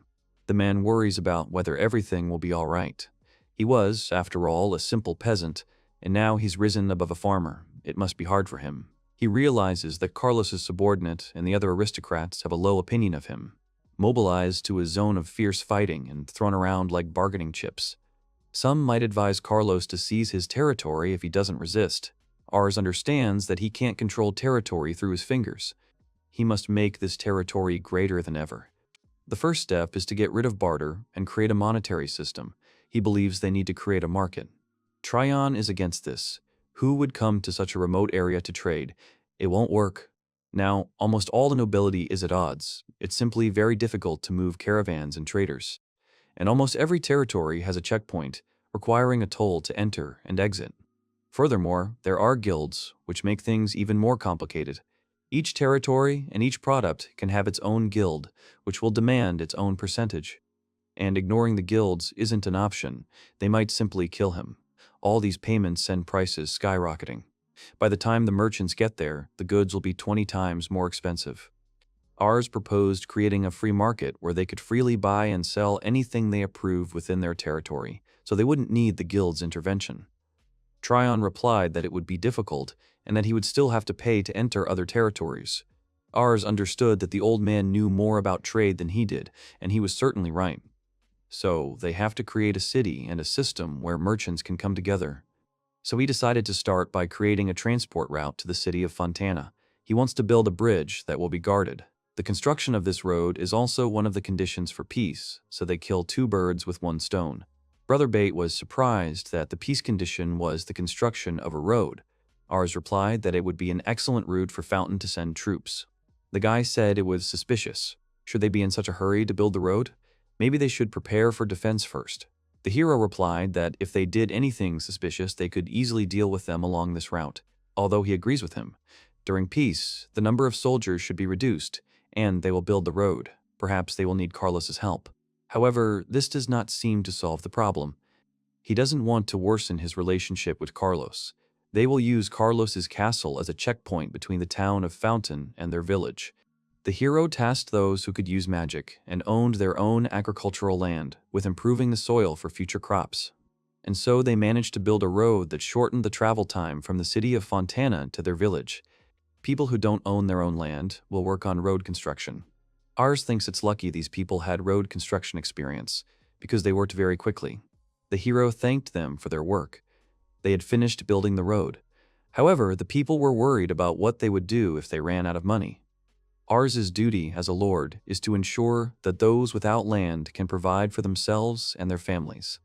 If everyone has a place to live and a job to earn a living, then crime rates will be low. That's something we can't forget. This is necessary to maintain public order.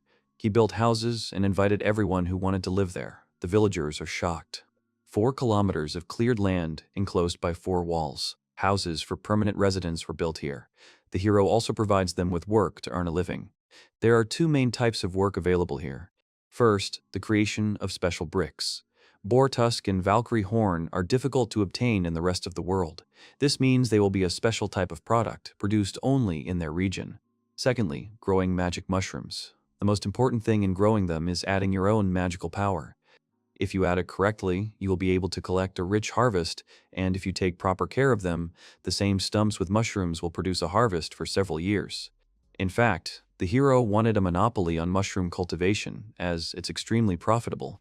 Now that others will be growing them, his personal income will drop significantly, but in the long run, the profits should be greater. By this time, they need to stockpile enough medicine to ensure they don't run out. They also need to set up a military camp and train their strike force. Doing all this will significantly increase their chances of survival. Thus, the Barka territory has acquired its own specialization. The next step is to understand the owners of agricultural land. It's time to analyze their land. The brother didn't understand what the boy was talking about. He decided to measure their land to estimate the approximate harvest they could get. The boy refused to expend any effort on this. Ars was thinking that he definitely couldn't handle it on his own. Thanks to the leveling the land and improving the soil spells, the harvest would increase significantly. In other words, they'll have to pay more taxes. Once it comes to taxes, many farmers will clearly be unhappy about the larger share. If they do the calculations in advance, they'll be prepared for how much of their harvest will be taken away to pay taxes. But is it enough to simply measure the dimensions? It might be possible to simply measure the amount of land leveling applied. Land leveling and soil improvement applied to a plot of land approximately 10 by 20 meters in size. Then, anyone can conduct the analysis even without surveying skills. Like Kyle, for example. He's smart. He decided to move on to measuring the land of Bark's territory. When they fought Raymond, Kyle cried and said it was all his fault. He and his mother told him many times that it wasn't his fault that Valkyrie attacked Ars's brother. Since then, the hero understands that Kyle always tries to help everyone. First, you need to determine the length. Dividing the ground leveling length by 10 parts yields 1 meter. Dividing it by 100 parts yields 1 centimeter. Having defined the unit of length, they can also determine the units of volume and weight, and the boiling point of water is 100 degrees Celsius. Most likely, no one understands these units, so he has a favor to ask Carl. He asks him to teach everyone else. The boy was surprised. Ars noticed that his brother was able to understand everything he told him. He asked Carl for help, and so land analysis began on the Bark territory. Although they have started to conduct male measurements based on the selected criteria, there is no paper. They plan to conduct a soil study in 2 villages, Barka and Linda, but they lack the necessary paper to record their findings. In this world, people use parchment, but it's too bulky. The paper turnover itself is very small, and the prices are simply exorbitant. There were trees in the forest that they couldn't use for either charcoal or magic mushrooms. You can try to make paper out of them. However, the hero failed. Tryon said it was impossible to make paper, but a couple of failures won't stop the young man. He keeps trying. Ingredients for paper: mountain potato as glue, mana-restoring medicines, wild tree bark. How to make paper: 1. Soften the bark in a mortar. 2. Steam it. 3. Add glue to the extracted fibers and bring to a boil. By boiling it in a mana restoration potion, they can easily obtain the fiber. He used mountain potatoes, which grow in the forest, as his glue, but when boiled, they become sticky and have a consistency very similar to glue. 4. Pour the solution onto a piece of wood covered with a rough cloth. 5. Place the resulting piece between 2 pieces of cloth and press it down with something heavy. The beautiful paper is ready. It's even comfortable to write on, which allowed them to record the data they received. Tryon asked the boy to sell him the paper. The hero reminded the man of how he claimed that paper was impossible to create. He replied that no one knew the young man could produce such excellent paper. Ars asked about the paper's purpose. Would he sell it or use it himself? He replied, both. It was so thin and took up almost no space. He could use it to keep track of goods purchased and sold. He's never seen paper like this before. It's so thin and comfortable to write on. He's confident there are plenty of potential buyers in the city. R suggests creating a separate group to produce their new, specialized product wouldn't hurt. He was deeply troubled by the thought that the families of the deceased received only cash compensation. Meeting such people in the village, he noticed that they didn't even look each other in the eye. Perhaps it would be easier for the widows to make paper than to plow the fields. Thus, two villages began their own paper production. Their production team consists mainly of their widows. Paper isn't cheap, as it requires mana-restoring potions to produce, but there is a demand for it in the city, although the widows still try not to look him in the eye. However, one of the women thanked him. He is glad that he was able to help at least a little bit the families who lost their breadwinner. Next on the agenda is a saddle for the Valkyrie. Grana heard this and asked if he could make her some armor at the same time. Ars replied that he needed a saddle and stirrups first. She made a rough sketch for him. The boy asked if he wasn't already good at controlling Valkyrie. The young man confirmed this and replied that after his fight with Raymond, he realized how important they were. That time, Raymond's blow knocked him off Valkyrie. If he had a saddle, he would have been able to stay on her a little longer. If he had a more stable bottom, he could have repelled his attack, and he wants to make riding easier for the others, so that they, like him, can fight on horseback in armor. Grana understood that the young man wanted to create a cavalry unit. Many say that speed is the key to battle. A cavalry unit will have a significant advantage in battle. Horned Valkyries are powerful even without riders, but they have far more hornless ones, so he wants to focus on them. Therefore, he wants the man to create something that will make life easier for both the Valkyries and humans. However, there is something else that will help them ride the Valkyries. And these are horseshoes. Valkyries will have to transport people and cargo at high speeds, which means their hooves will wear out faster. That's why they need horseshoes, also known as horseshoes. The hero began to examine the Valkyries. When he first started raising them, there was a size difference between the ones he raised and those Valkyrie raised. The ones he hatched were larger. But now, all the horned individuals are roughly the same size. This means that, if he can find the perfect horseshoe size, he'll be able to mass-produce them in the future using a spell. It's just like with bricks. So, they made several sizes at once and began searching for the right one for Valkyrie. However, not all of them fit or were liked by the animals. They managed to find the perfect size for Valkyrie, one that wouldn't restrict her movement. They also made the boots and armor. However, the hero has a lot of work ahead of him. In his past world, canned goods and pickles were widely available, allowing for year-round access to out-of-season produce. Thanks to improved soil, they have a bountiful harvest, but if some of it isn't preserved, it will rot. But in this world, almost no one practices this. Even in the village of Brak, the harvest is simply stored in a warehouse until it spoils. From then on, they'll be able to extend the shelf life of their produce thanks to their new warehouse. The hero came to a building. The walls of this warehouse are 3 times thicker than usual. It is much larger and more airtight. Neither light nor wind penetrates here. Ars began using ice lance inside the warehouse. The boy asked the gentleman what he was doing. Gran suggested they take a break. The young man replied that they needed plenty of ice. The walls were strong, and nothing would happen to them. Then you need to sprinkle sawdust over the ice to slow down its melting. The freezer is ready. Gran realized they would store food in this icebox. Before electricity, people used wooden boxes filled with ice instead of refrigerators.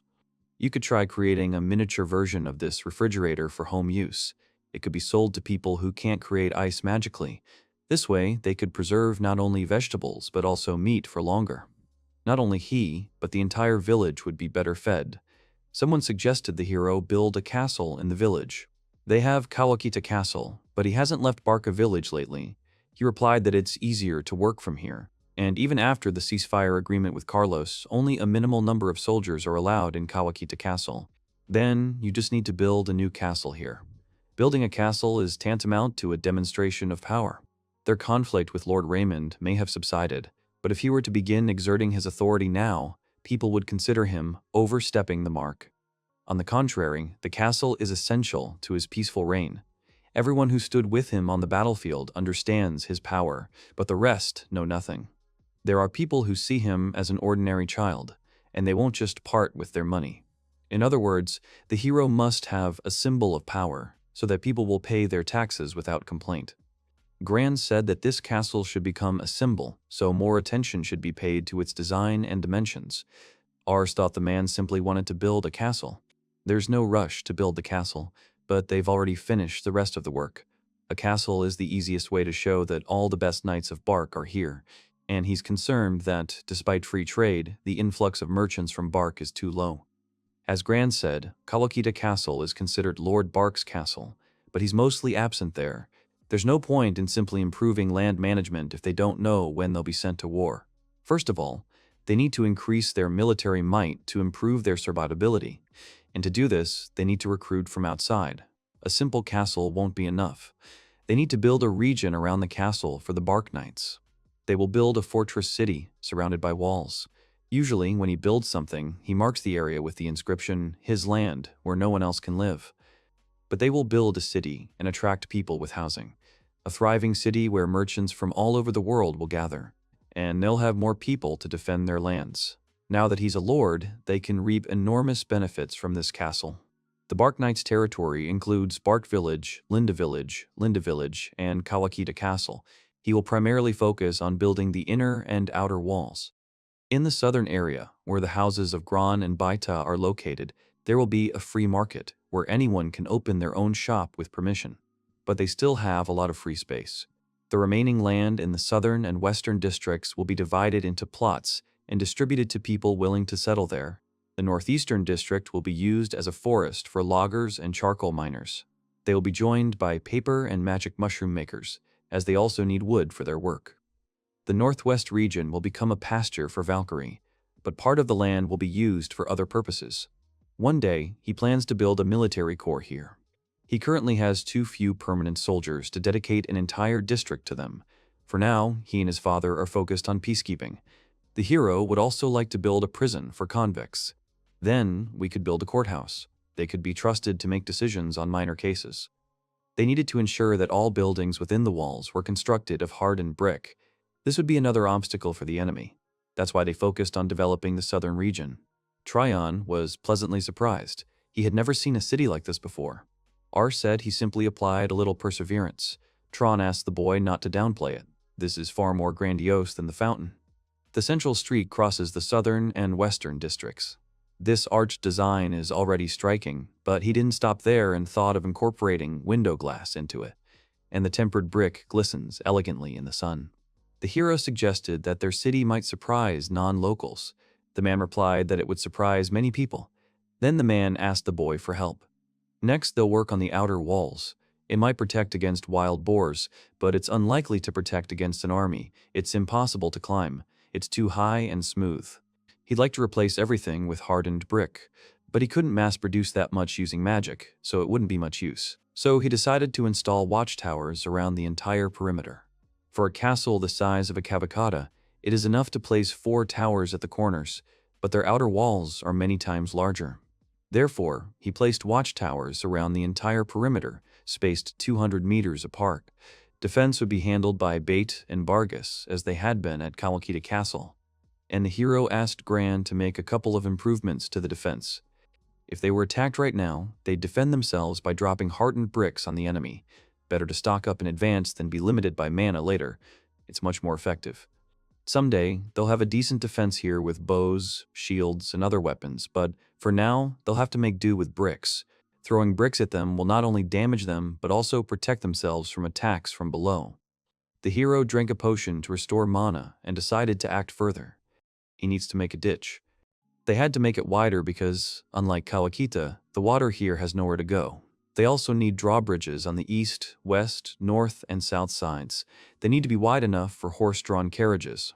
Thanks to the skills of the lumberjacks, they now have amazing bridges.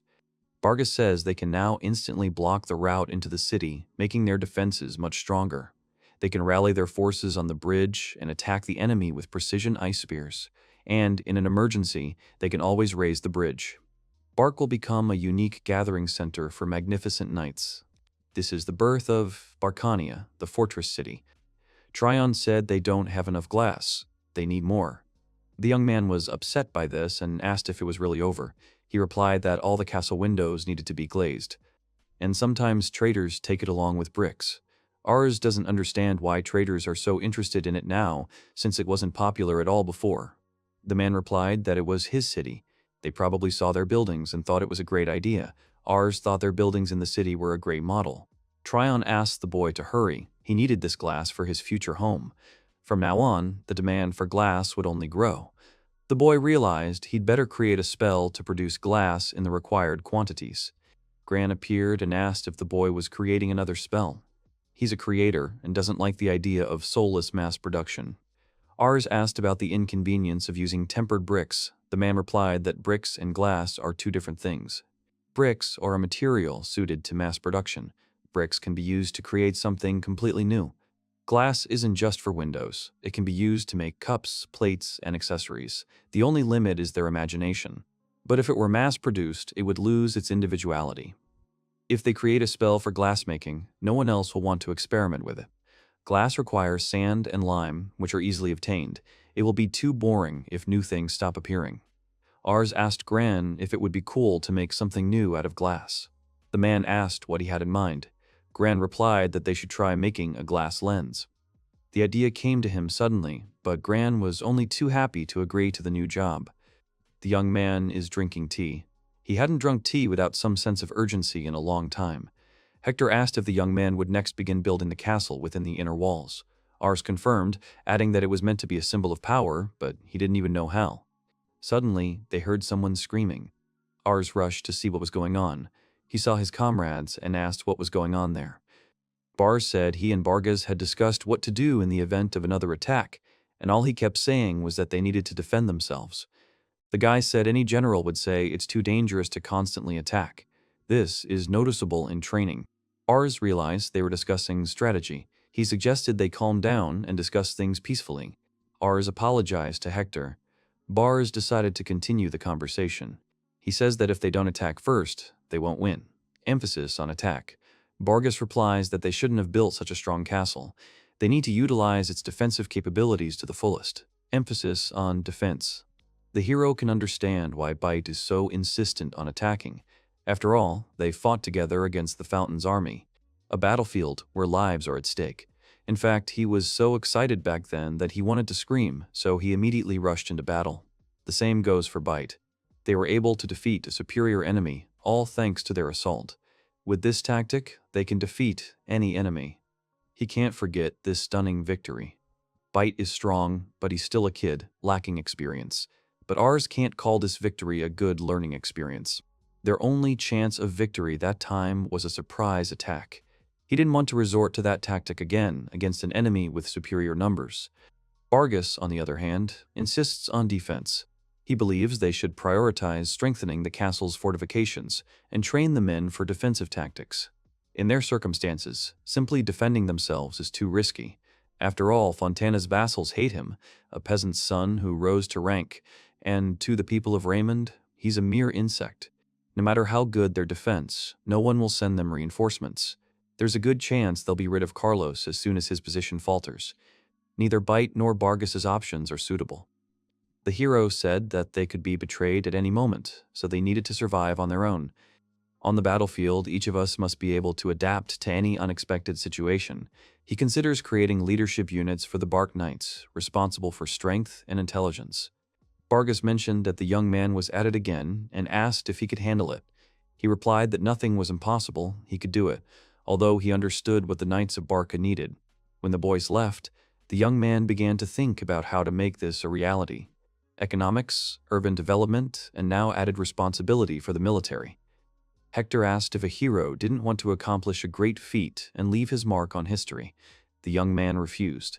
He has no intention of fighting for land or resources. He doesn't want any more wars, no more human deaths. He's for world peace. Memories of a past life and a world without wars are still fresh in his mind. He wants to live his life so he can go work in the fields and eat something delicious at any moment. For now, he's maintaining neutrality. But in this world where the aristocracy is ready to tear each other's throats out, that won't last long. They began training soldiers to improve their survivability in combat. First, they ride Valkyries. They've given each soldier a hornless Valkyrie and are teaching them how to ride.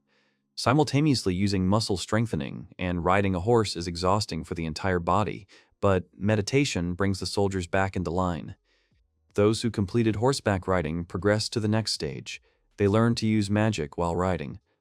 Ours reflects on the difficulty of riding a horse and wielding a weapon at the same time. It takes time to get used to it and maintain balance. First, the high hit rate shotgun, and then practice with the ice spear. The large number of Valkyries is their main advantage, and he chose the most suitable strategy for them. He also learns to give precise orders to the wizard soldiers from horseback. Riding fast Valkyries, they attack while keeping a safe distance from the enemy. Even a seasoned boar can't handle a barrage of ice spears. This training works well on large boars. His Valkyrie controls the entire herd so well that even the least skilled riders can handle it. Ours noted how they work so harmoniously that they resemble a single, vast creature. Thus began the journey of Bark's magic cavalry. Gran said that he was finally finished and asked the young man. The man didn't sleep at all while working. He said that meditation accelerates the body's recovery while he sleeps, so in theory it shouldn't have any effect if a person doesn't sleep. Ars knows how to use meditation, so he feels good. It seems you can get results even without sleep. If you have the chance, you need to climb to the top of the tower. Binoculars are devices with two curved lenses that refract light and allow one to see objects at a considerable distance. He vaguely remembered how they worked, so he couldn't recreate them with magic. Ars saw his mother drying laundry. The view was stunning. Gran said he wouldn't have brought him an unfinished sample. He could rebuild the binoculars from his crooked drawing. He's a real talent after all. The hero is glad that Gran has joined Bark. Carl mentioned that it snowed. The young man noticed that it had been chilly all day. He offered his brother something warm to drink. He didn't think the petitioner could remain so quiet for so long. This year, Carl hadn't even shown his face. They were often called upon for reinforcements, but no one had ever challenged Bark's army. And all because the enemy land is much weaker than the village of Barka. Moving to suppress the rebels, they paved an excellent road along the way and built their camp in a strategic location. Most of the troops surrendered, seeing their army grow day by day and their camps only expand. There were exceptions, but Carlos handled them, and the flow of goods grows each time they're called to a new location and they build a new route. He asked Carlos to free the lands where the rebels had settled from taxes. But ultimately, the fountain became even busier than before, and thanks to this, goods also reach Bark's territory. Well, don't expect any caravans in winter. There's a lot of snow here, so they stock up on food and hole up in their houses. In such cold weather, one feels like taking a warm bath. Carl asked what a warm bath is. Ars said he wanted to get into some hot water and warm up. There's a concept called hygiene in this world, so what's so strange about that? Sometimes he gets so exhausted that the only thought in his head is that he needs to go to the bathroom. Managing territories is so exhausting. Then Valkyrie knocked on the window. Ars stepped outside in the winter coat Gran had made. Valkyrie offered him a ride on top of her. They arrived at the hot springs. They crossed this river while fighting the Fountain's army. The young man burst into tears because Valkyrie had overheard their conversation and brought him here. If the guy were to climb in there entirely, he'd freeze to death and have to use his feet. If there was a hotel here, he'd definitely check in. Ars rushed back to the village and told Bargus that he wanted to take advantage of the free land in the village of Linda. The young man realized the boy had been planning something since morning. They had land, but what had he come up with? He replied that there was a hot spring in the river near the village of Linda. They could build a hotel there. Guests would flock to them for the hot baths. Bargus suggested telling the village elder about this. The water temperature changes depending on its proximity to the heat source. Now the village of Linda will always be warm. He continues his research. First, they install the cylindrical structure made of hardened brick at the site of the hot spring. Next, they'll dig a trench near the village of Linda, lay brick pipes, and bury them to retain heat. They'll fill the trench with hot water delivered to Linda, and the hot springs will be ready. But the builders ended up with a swimming pool, not hot springs. There was no need to tend to the harvest now, so he asked the villagers to take care of the baths. That was a mistake. They could build a hotel around the pool. He shouldn't have trusted this job to someone who'd never bathed in the springs. The temperature here can't be regulated, but it's still ideal. They'll just make it even higher. They also installed a drainage ditch to drain dirty water for hygiene purposes. They could even extend the drainage all the way to Barcania and create an external moat. Carl asked if they needed hot water. Why couldn't they get water from the well and heat it up? He doesn't understand the point of fetching hot water from the river.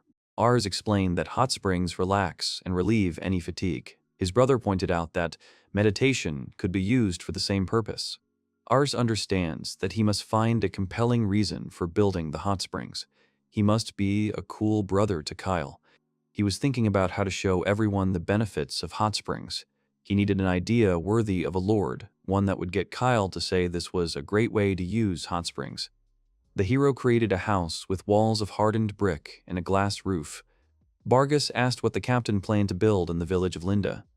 He replied that hot springs would be built here, based on an old plan of his. He'd always planned to do this, but it never worked out. The building is designed like a glass greenhouse. He was already considering whether it would be possible to grow vegetables even in winter. The temperature remains fine during the day, but no plant will survive the cold winter nights. Using steam from hot springs, they can easily solve this problem. Bargus noticed that it had suddenly become warmer. Ars asked him to tell the villagers in Linda that they would now be able to grow vegetables in this greenhouse even in winter. Now their winter food supply will be significantly improved. Linda Village now has a hot spring inn and a glass greenhouse. Thanks to Valkyrie, the hero doesn't get bored in winter. He's glad it was her who hatched from the egg. His girl is simply amazing. She can easily carry an adult for a whole day. She's a skilled magic user. Her mana output surpasses that of any farmer. Discovering hot springs should be added to the list of Valkyrie achievements. She bathed right next to the heat source, and when she emerged into the cold air, she seemed unfazed. Her resistance to temperature is linked to her survivability. Tryon asked what else Valkyrie could do. He also noted that the young man was alive and well. In winter, people are limited in their options. It's a great time for business. Always do something unusual is the golden rule of business.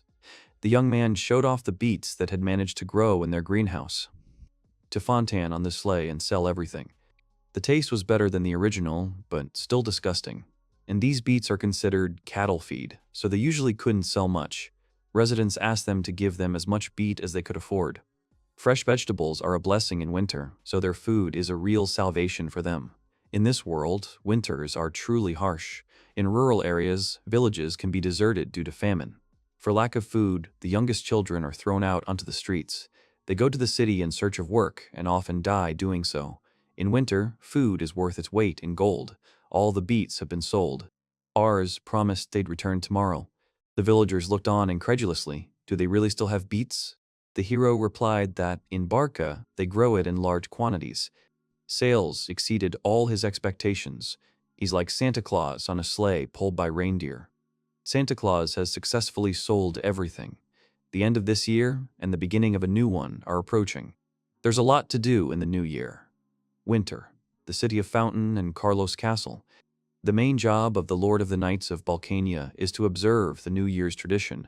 At the start of the new year, all knights are required to arrive at the fountain to greet the local lord.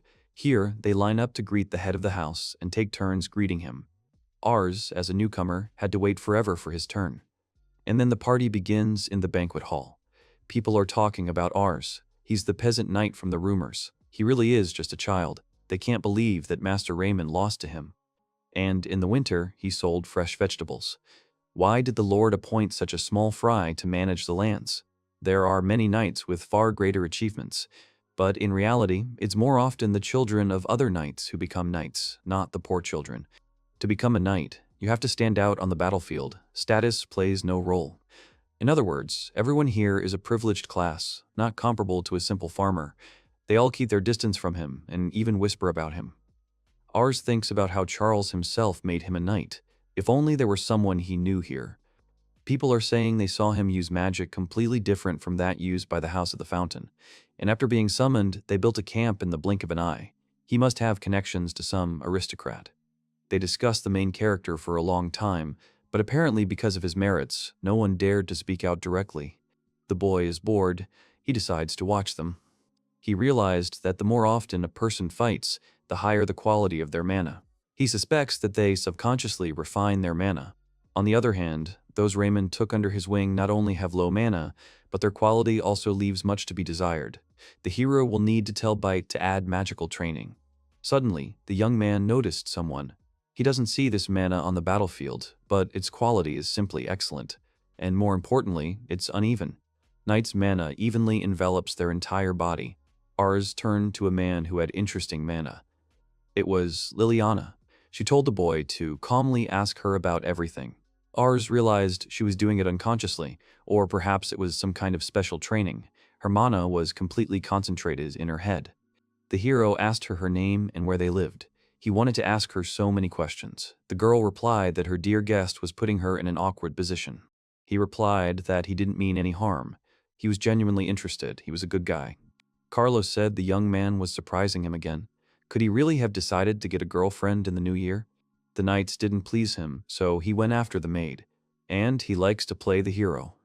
Ars responded by saying he'd called out to her not because she was a woman, but because she interested him. Carlos asked Liliana to take him to a separate room and talk there.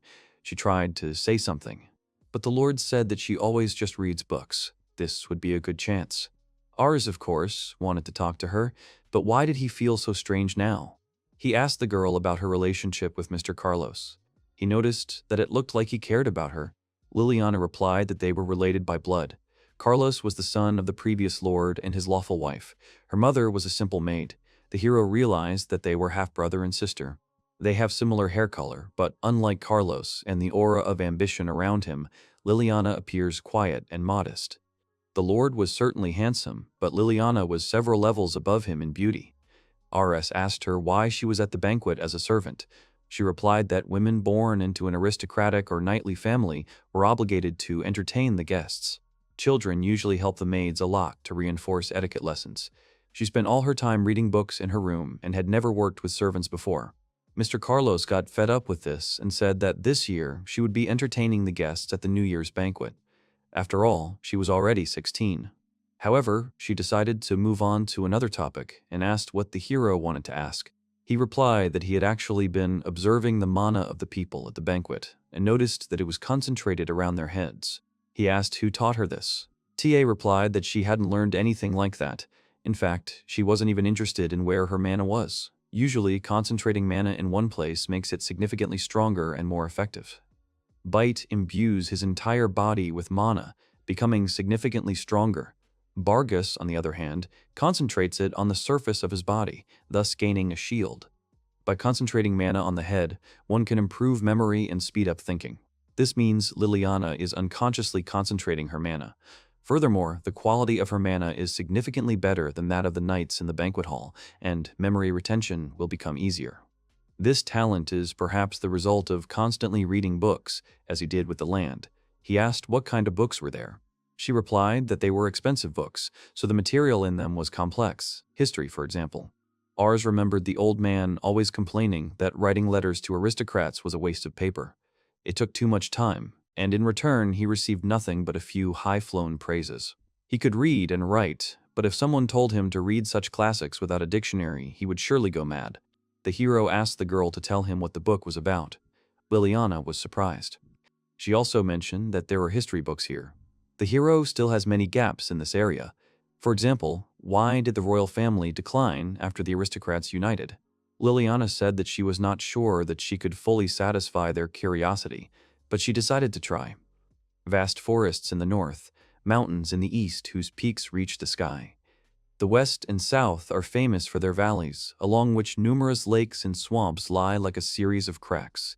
The peaceful lands they now inhabit have never been troubled by foreign invasions, and the ruler of this tranquil place was the founding king, the first ruler and a hitherto unseen wizard. The first to use the gift of a name, thus gathering the most powerful mages around himself. Becoming their parent, he used the magical power of his children to rule, thus becoming absolute king. His blood descendants became the royal family, and his loyal wizards became the aristocrats. But many generations later, a tyrant arose from whom the aristocrats turned their backs. The enraged King Nero condemned the aristocrats who disobeyed him. He got rid of all the unwanted ones. Had he used his predecessor's magic, his tyranny would likely never have ended, but King Nero wasn't the best mage. His power depended on the strength of the aristocracy, and after the purge, his position declined sharply. Ars is outraged that even though he knew that his own powers would be weakened by the loss of the aristocrats, Nero still carried out the massacre. Only a portion of the aristocrats were purged, but even that portion lowered his rank as king. As a result, the great magic that only members of the royal family could wield was lost. It is said that with proper practice, this great magic could wipe out an entire city in the blink of an eye. Ars realized that their misuse of magic had become their enemy. Bishop Paolo also said that his mana had increased, allowing him to use healing magic. On the other hand, if his rank were to decrease, his mana would also decrease and he would no longer be able to use healing magic. In other words, he only has access to spells he can cast with his mana. Shattered and Ice Spear are offensive magic that can be passed from the parent to the child who receives its name. That's why the king created a spell with such a huge mana requirement. This way, he maintained his position as the leading parent among his children. Great magic is the highest form of magic, capable only of being used by members of the royal family. After losing his great magic, Nero realized the importance of the aristocrats and tried to re-establish ties with them, but few were willing to swear allegiance to a tyrant who had lost his great magic. The nobles refused to acknowledge the royal family's superiority over them, resulting in their ultimate decline. Thus ended the royal family's tyranny and began the endless battles for power among the aristocrats. Ars said he never thought he'd learned so much. Liliana mentioned that another book also said that offensive magic was banned for a time to prevent the creation of another royal family. The young man took another book and asked about what was there and read something like Cretin Nero. The girl laughed and said that if something like this were written in a scientific historical treatise, she would be very surprised. Then she added that fairy tales would be easier for them to read as they used less complex language. Ars realized she truly adored books. Suddenly, someone knocked on the door. Leon entered the room. The girl asked what had happened. He replied that he had come at Mr. Carlos's request. Plus, he decided to check how she was doing. Liliana apologized to Ars for not introducing him. This was her younger brother, Leon. The boy said he'd heard rumors about him being a simple farmer. The young man was shocked. He couldn't understand whether Carlos wasn't the only son of the Fontana family. He asked the girl if her younger brother and Carlos were related by blood. She denies it. She goes on to explain that after she was born, her mother found her current father and gave birth to Leon. Therefore, she and Carlos have no connection. Ars thought they had a dangerous family situation. Leon said it was the first time he'd seen his sister interact so joyfully with a man. Her whole face turned red. The siblings began arguing. Ars watched. They seemed to be very close. Leon mentioned that his sister was very shy, so he was worried she might cause problems. But it seems he was wrong. Ars said that Liliana explains history material in a very interesting way. Leon asked the guy to take care of his sister. The hero thought he was about 13 or 14 years old. He wasn't much older than Bite, but he acted more mature. He was dangerous. The quality of his mana was even better than Liliana's. While he was talking to him, mana was concentrated in his eyes. Perhaps he was assessing him. He would like to chat with them again. Liliana blushed and turned to the main character. He asked what it was. She replied that nothing. Carlos said it was good that Ars came. He decided on his marriage. The hero looked at the lord of the land of Fountain with dismay. Carlos said he'd decided on his marriage. They'll have the ceremony in the spring when the snow melts. Everything will be wonderful. Ars said that there is nothing remarkable here. The lord already knows he likes Liliana. Leon told him that he happily agreed to take care of their sister. The hero remembered Liliana's flushed face. Now everything became clear to him. So he was the only one who hadn't understood anything back then. Ars mentioned that he'd only be turning 10 this year. He replied that, as an aristocrat, he was old enough to marry. Besides, his position was currently extremely precarious. Liliana shares his blood, and marrying her will make it easier for him to defend his position. For him, marriage is all about profit. In other words, it would be a marriage of convenience. That way, Carlos would be able to become related to him, and he too would benefit from the union. Ars asked if Liliana's parents agreed with this decision. He replied that her parents were dead. In any case, he doesn't care what others think. Liliana grew up in aristocratic society. She's never been truly free, and one day she'll be used as a tool. Carlos said that Liliana had already been proposed to several times. Her choice of husband must be approached with great care, otherwise she might lose even the opportunity to touch books. Such is the fate of those born into aristocratic families. That's why Leon trusted him. And he quickly agreed to his request. Carlos was abrupt, but it was clear he was also concerned about Liliana's future leaving their home. He couldn't shake the feeling that he was rushing things too much. He recalled Liliana's words about absorbing new knowledge like a sponge. She was a couple of years older than him when she was able to read and understand the meaning of this book, and this slightly upset her. Ars replied that she was simply a very good teacher. Liliana smiled and said that this was the first time she'd ever discussed a book she'd read with someone, and that it was the first time she'd ever had so much fun. The young man smiled. Then he began to think about how he would tell others about this. Bite was angry. He was angry. He was outraged that the hero was marrying before him, and to a noblewoman, no less. Ars suggested that he wanted to become a hero, rescuing a beautiful princess. Liliana's maid would be coming with her. Perhaps he could find common ground with her. Bite said that from that day on he would work hard, earn a bunch of titles, and marry a stunning beauty. The hero's father said that until now they had been involved in various serious affairs, but marriage to an aristocrat was something several levels higher. Kyle congratulated his brother. His mother felt sad. Hector wondered if the young man was interested in marriage. He replied that he was only 10, so naturally he wasn't interested. It was true that Barcania would only benefit from this marriage, but Liliana also seemed like a good person to him. Bite realized the boy was holding something back. Ars said that this marriage truly had only advantages. The construction of the castle in Barcania, which he and Gran had talked about, would only speed up from this.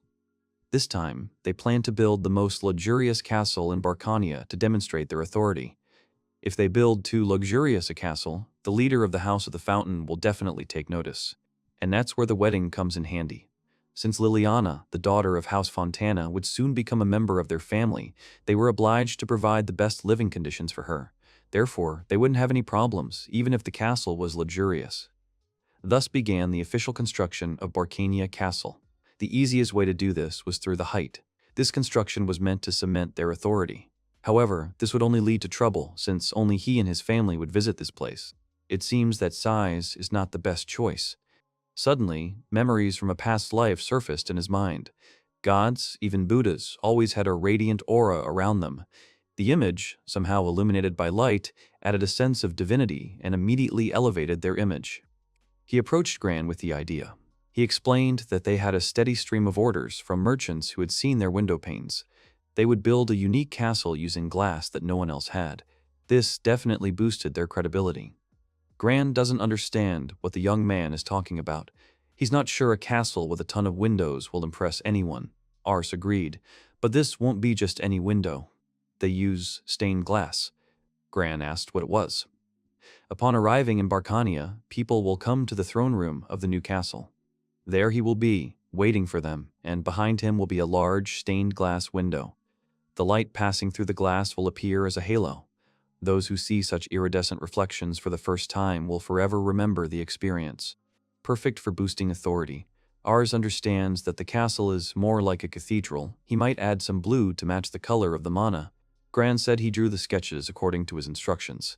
To achieve the perfect lighting, they had to take into account the castle's location and interior design. The more glass they use, the less defensive power they'll have. Ars considered leaving the defenses to the outer and inner walls, but they could add a secret passageway through which they could escape if necessary. Living quarters, space for the staff, a meeting room for him and his entourage, and a throne room with stained glass windows. With little to do in the winter, they asked the villagers for help making hardened bricks for further construction. Gran will handle most of the construction. Ars will be busy with stained glass. But before creating a full-size stained glass window, he decided to make a miniature version. Apparently, the stained glass itself turned out too large. The hero ended up with the miniature version of the castle. Kyle saw it and said it was amazing, so small, yet so real. Ars considered putting it on the market as a children's toy, although it would be more likely to be acquired by aristocrats as a work of art. Kyle suggested that his brother would build a larger version next. His brother replied that he was considering entrusting the construction to Gran and giving him this model as a sample. The brother thought he was simply creating walls with stained glass windows using magic. Then it dawned on him. He'd forgotten he could construct buildings with magic. The very first time, it wasn't so much a building as 4 smooth walls. Ars thanked his brother and said that they might finish construction much earlier. The next moment, the castle was ready. Leon said he hadn't even thought the Bark Knights had such a castle. He was glad he'd decided to stop by before the wedding. Ars replied that they'd actually built it only recently. With the magnificent light of stained glass windows and a warm mood, the happy hours of the wedding lasted 3 days and 3 nights. The girl said the celebrations often last a day or two, but he has a vast network of connections. After the wedding, people lined up with each other near the castle to congratulate them. He is a knight from a peasant family, so people from all walks of life attended the ceremony. The purpose of all these people is to cook. It is customary there for both nobles and commoners to serve food to those present at the ceremony. They came to the castle in search of exquisite food that commoners and peasants could not eat. The man said he was happy to be the priest at their wedding. They thanked him for his time. The priest replied that he had recently been traveling around the fountain, and thanks to the roads built by Ars, travel had become much easier. He said the stained glass windows in the castle were absolutely magnificent. But there was one thing that always surprised him. There isn't a single church in the entire volcano. He'd completely forgotten about the church. The guy said that the church in Barcania is still there. The priest began asking if he wanted the city to eliminate the need for a church. The hero began to deny it. He said they had land to build a church. They can build in the shortest possible time in the southeastern region. The priest said he would go and did not apologize. The man wished them both a happy future together. He added that in large cities there are shelters at churches.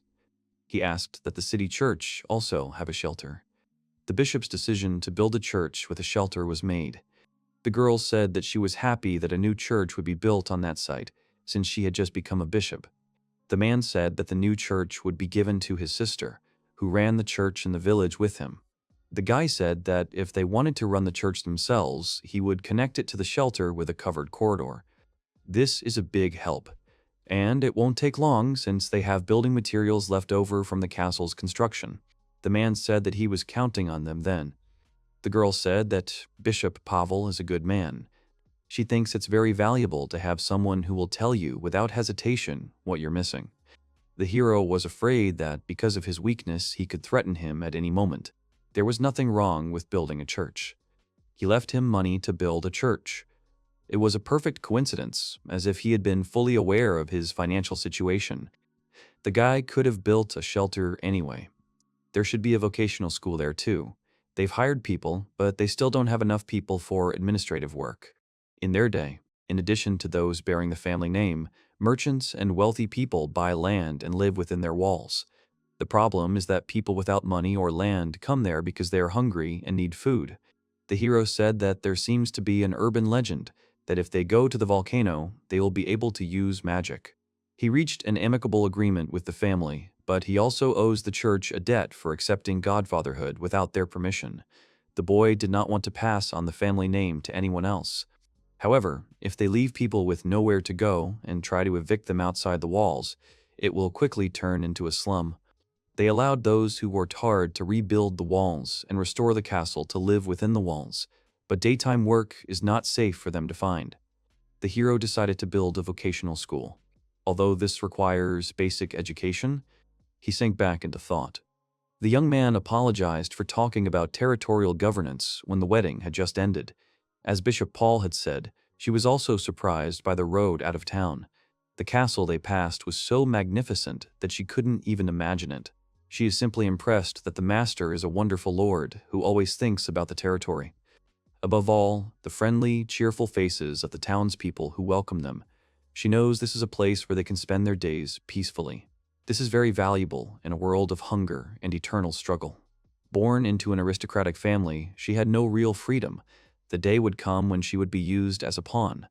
She lived her entire life knowing her wishes would never be respected. The girl wants to cherish together the happiness that he so protects. She asks to be allowed to support him from now on. The hero thought he was too young for this, but he likes it. He's glad she's the one supporting him. He's very motivated. The guy apologized for being late. They are finished. It was a little out of the center, but spacious. The hero said that he wanted the boy to be a teacher. What needs to be done to ensure it operates smoothly in the future? First, improve the literacy level of the area's residents. In the knight's territory, concentrated in villages that were originally poor farming settlements, there are almost no people who can read or write. Previously, they traveled to the worksite for training and oral reports, but this was inefficient and prone to errors. Therefore, he plans to use the memory storage to help each of them memorize letters. The guy thought about it. Memorizing a lot of words didn't help him form coherent sentences, so learning numbers doesn't mean you can't do math. This is where schools come in. Merchants take turns teaching writing and arithmetic. The village headman and other knowledgeable elders tell children about life in the village and the history of the region. The hero said they would have a delicious lunch after class and then go their separate ways. Offering lunch would attract many people. He'd like to ask Kyle for a lesson in head magic. If they could concentrate the magical power in his head and improve its rotation, he could learn to write and count faster. In fact, Kyle has learned a lot through head magic since childhood, and he's very good at it. Kyle said he wasn't that good. He just wanted to be useful. Because of him, he had to fight the nobles, and he can't fight like everyone else. The boy decided that he would become a teacher. He will explain everything to him so that he can control magic, and he will also teach him to write and do calculations. The hero thinks he will ask Kyle to do one more job for the school, namely, to have lunch with everyone at school after classes. Checking food is important work. As long as he doesn't overdo it, he'll be fine. He figured he was only 7 years old, but he was responsible, hardworking, and kind. If Kyle were a teacher, he'd learn to control magic very quickly. The problem was different. The man said they could study day and night for 10 days to succeed. If they suddenly fall asleep, he will definitely wake them up. The boy again wanted him to teach him many crafts. Stained glass is gaining popularity, and he'd like to see more glassworkers trained. A lensmaker specialty could also be considered. He just wants Gran to do it. He's a man with exceptional design skills, but absolutely no production skills. The guy said he needed a few more binoculars. It was boring and painful to keep making the same old thing, which is what it is. He wasn't pleased with such a banal request, but he'd do it. They're currently looking to increase the number of people capable of making even low-quality copies of work. He wants them to, somehow, without abandoning their studies, learn the craft from him and establish themselves in the city as artisans. The hero said the wheat harvest would soon begin. Liliana had to see it. The man said the harvest was beginning. He walked through the wheat fields every day on his way to and from the training base. This year they had a huge harvest. He doesn't like the word threshing. The first thing is to put the wheat in sacks and hit it hard to break it off the ear. Second, the blowing away of light dust by the wind when it is dropped from a height. Thirdly, only the weight of the wheat is not blown away by the wind. It ends up in the container below. It was hard for him to think about how much time he would have to spend in the wheat fields. The boy had too soft a heart to tell him to stop calling him general. Now, thanks to spells, the quantity and quality of crops grown has significantly improved. However, agricultural technology in this area has not advanced much, partly because men were often taken away due to prolonged military operations. The hero said that he needed to thresh a lot. As a child, he built a thresher with 1,000 teeth. Well, the tooth was made of wood, so he wasn't happy with its durability. But he still wanted to make something better. A foot-operated rotary thresher that can thresh a lot at once. The man said he'd be even more grateful if he had something like that. The guy said he would give Gran a rough idea of how it worked and make a prototype. He can't rely on him for mass production, so do it yourself, taking notes with the students at the vocational training center. At this speed, the threshing process will be completed in no time. The hero will build several such machines and put them into production. If they build a thresher, they are ready for another push. The hero said the man was determined to succeed. After all, when you create something so useful, it's only natural to be curious about what will happen next. The boy said he didn't know if he'd succeed, and that there was no need to count on him this time. It was just an idea. He was told he would do something strange, basically, like always, and they would be waiting impatiently. Many people consider him to be a person who always does strange things. He has friends who believe in him and follow him, who let him do whatever he wants even if he is so weird. He has a family. He is going to create a place where they can spend their days in peace. The hero will do everything possible to become a respected lord tomorrow. The boy asked to report to him if any changes occurred and to send a message to all the nobles in the provinces. It was necessary to put an end to the long-standing struggle. The foot pedal thresher significantly increased the efficiency of heavy threshing work. He wants to ease the arduous work of threshing, which is done manually using a millstone. The ground barley is then converted into flour. Gran described the basic structure in the direction of the wings, and he himself went to teach. Kyle said everyone was learning fast. He must be really good at teaching them. The hero said he was going to build something else. This building with powerful wings is called a windmill. The force of the wind turns the wings, which in turn rotate the millstones using shafts and gears. A watermill could be built in the castle, but there are no rivers there.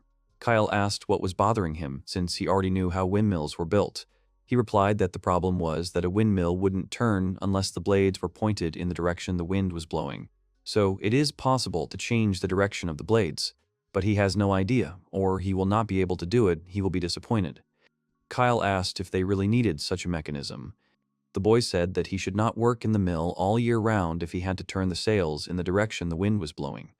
Then you can simply build 4 wind turbines facing east, west, north, south. The hero repeated his words. If one of the display turbines is working, it will be able to grind flour. It's not necessary to create all the useful technologies from your previous life in the world. The boy's idea was very necessary. They decided to place the wind turbines in the northwest region, where the wheat fields are in the east and west, north, south, and southeast. Thus, even with a magically increased harvest, threshing and milling can now be carried out without interruption. Thanks to this, next year they will be able to look at the wheat fields with pleasure. The man said that they were looking for him. Miss Clarice is giving him an etiquette lesson today. Master Kyle is waiting for him in his room, and the head woman is angry with him, so he should come quickly. She doesn't mind him coming. The boy asked the man to take care of it. A messenger from another city arrived. It doesn't look like they'll have the same problems in the area as before. Until now, when summoned, he could only go to the city limits. He'd only been gone for a month or so, but now he's heading east. If it's in the east, then that's most likely the issue. The trip will take a month. If he fights there, winter may arrive by the time he returns. He has a good group of guards, so he can handle it. Kyle said Leon left some grams in nature. Tryon left too. With this call, the army will be almost completely exhausted, but he can't leave everything to the grams. This is the territory of knights. The guy wanted Kyle to take care of it. Until now, he had always had to rely on Arces. But not this time. He said he'd be okay this time. He'd pay him back. The hero asked him not to overwork himself. First, they will head to the city and join forces with soldiers from other territories. Carlos will give them instructions. The hill means that they will fight the House of Uruk again. The basis means that it has already happened. When he was still little, a great battle took place between the houses. He thinks it was around the time he started making sandals and talking about money. He and his mother were surprised that he, a little boy they hadn't yet named, would start talking about money and all sorts of things. When he saw that he was going to war, he wanted to have a weapon. When he was a simple soldier, so he did not have the chance to fight knights directly, but even from a distance, the Uruk's magic was amazing. Their magic is the opposite of ice magic, which is a type of normal magic. It is true that some types of magic produce fire. There are several noble houses that use trapping magic. Well, their house turns into foxes. The essence of their house's magic is hexing. And the knights of the house who do this use professional fire magic. But the really difficult part is oxidation, which increases physical strength. He'd only encountered systems like his family's earth magic and ice magic. He should have studied more about magical systems. He didn't know there was such a thing as oxidation magic. Leon was asked what the beast form looked like. It wasn't a fox transformation, but simply the acquisition of fox-like properties in a human body. In particular, fox ears on the head and a tail on the hips. The hero never imagined such a fantasy existed in the world. This world is still full of sweet things he doesn't know about. He wants to see such a beautiful girl with fox ears on her head. A big battle awaits them soon. The hero couldn't stop thinking about the ears. The man said he didn't know what he was talking about, and the general always acted strangely, and he hoped he was okay. Thanks to good roads, they reached the city before dawn. The fortress that had once made them a fortune, thanks to the brick boom, was now finished, and they were all there. The number of troops they have gathered in the area is unprecedented. They'll take care of the rest, and he should go and greet the master. They've been feuding for years where their territories overlap. One of the most contentious capture zones is the hill. Both sides believe that capturing it means capturing the other country's territory, as it is one of the most inaccessible areas, difficult to destroy once captured. They can no longer tolerate the barbarity of the Uruks, who want to slaughter the nearby territories that they defended with their lives. The Uruks captured not only the hill, but also the surrounding territories. One reason for this is that they defeated the vizier who was in charge of all the fountain territories. The unrest in the fountain seemed like an opportunity for the Uruks to seize even more territory. A few days later, Carlos Jr. seized complete power and subdued Barka. To make matters worse, the Lord of Barka married off the daughter of the Grahams, who were blood relatives of Carlos and political rivals of Raymond. Thus, the House of Uruk decided to closely monitor events in the Fontana region. Thanks to Carlos's competent leadership, a large-scale invasion did not occur, but some areas around the hills were captured. As for the hero, he is reluctant to engage in active combat. They came all this way to fight, and all they do is build roads. The hero said that ensuring the security of routes and supplies is an important part of military operations. The Uruks have fortified defensive positions on the hill, so first of all, they will set up positions to take back the captured villages. Having captured the surrounding lands, they'll be in an ideal position to launch an attack on the hills. The boy would rather complete a mission that doesn't require him to fight than face an impregnable fortress. The man said that he wants to fight more, he wants to be active, and show everyone what he is capable of. If he had been born in peacetime, he would hardly have been able to fit into society. Ars had a strange sensation in the forest area. He seemed to see a blur for a moment. The man said there was no need to worry. It's magic.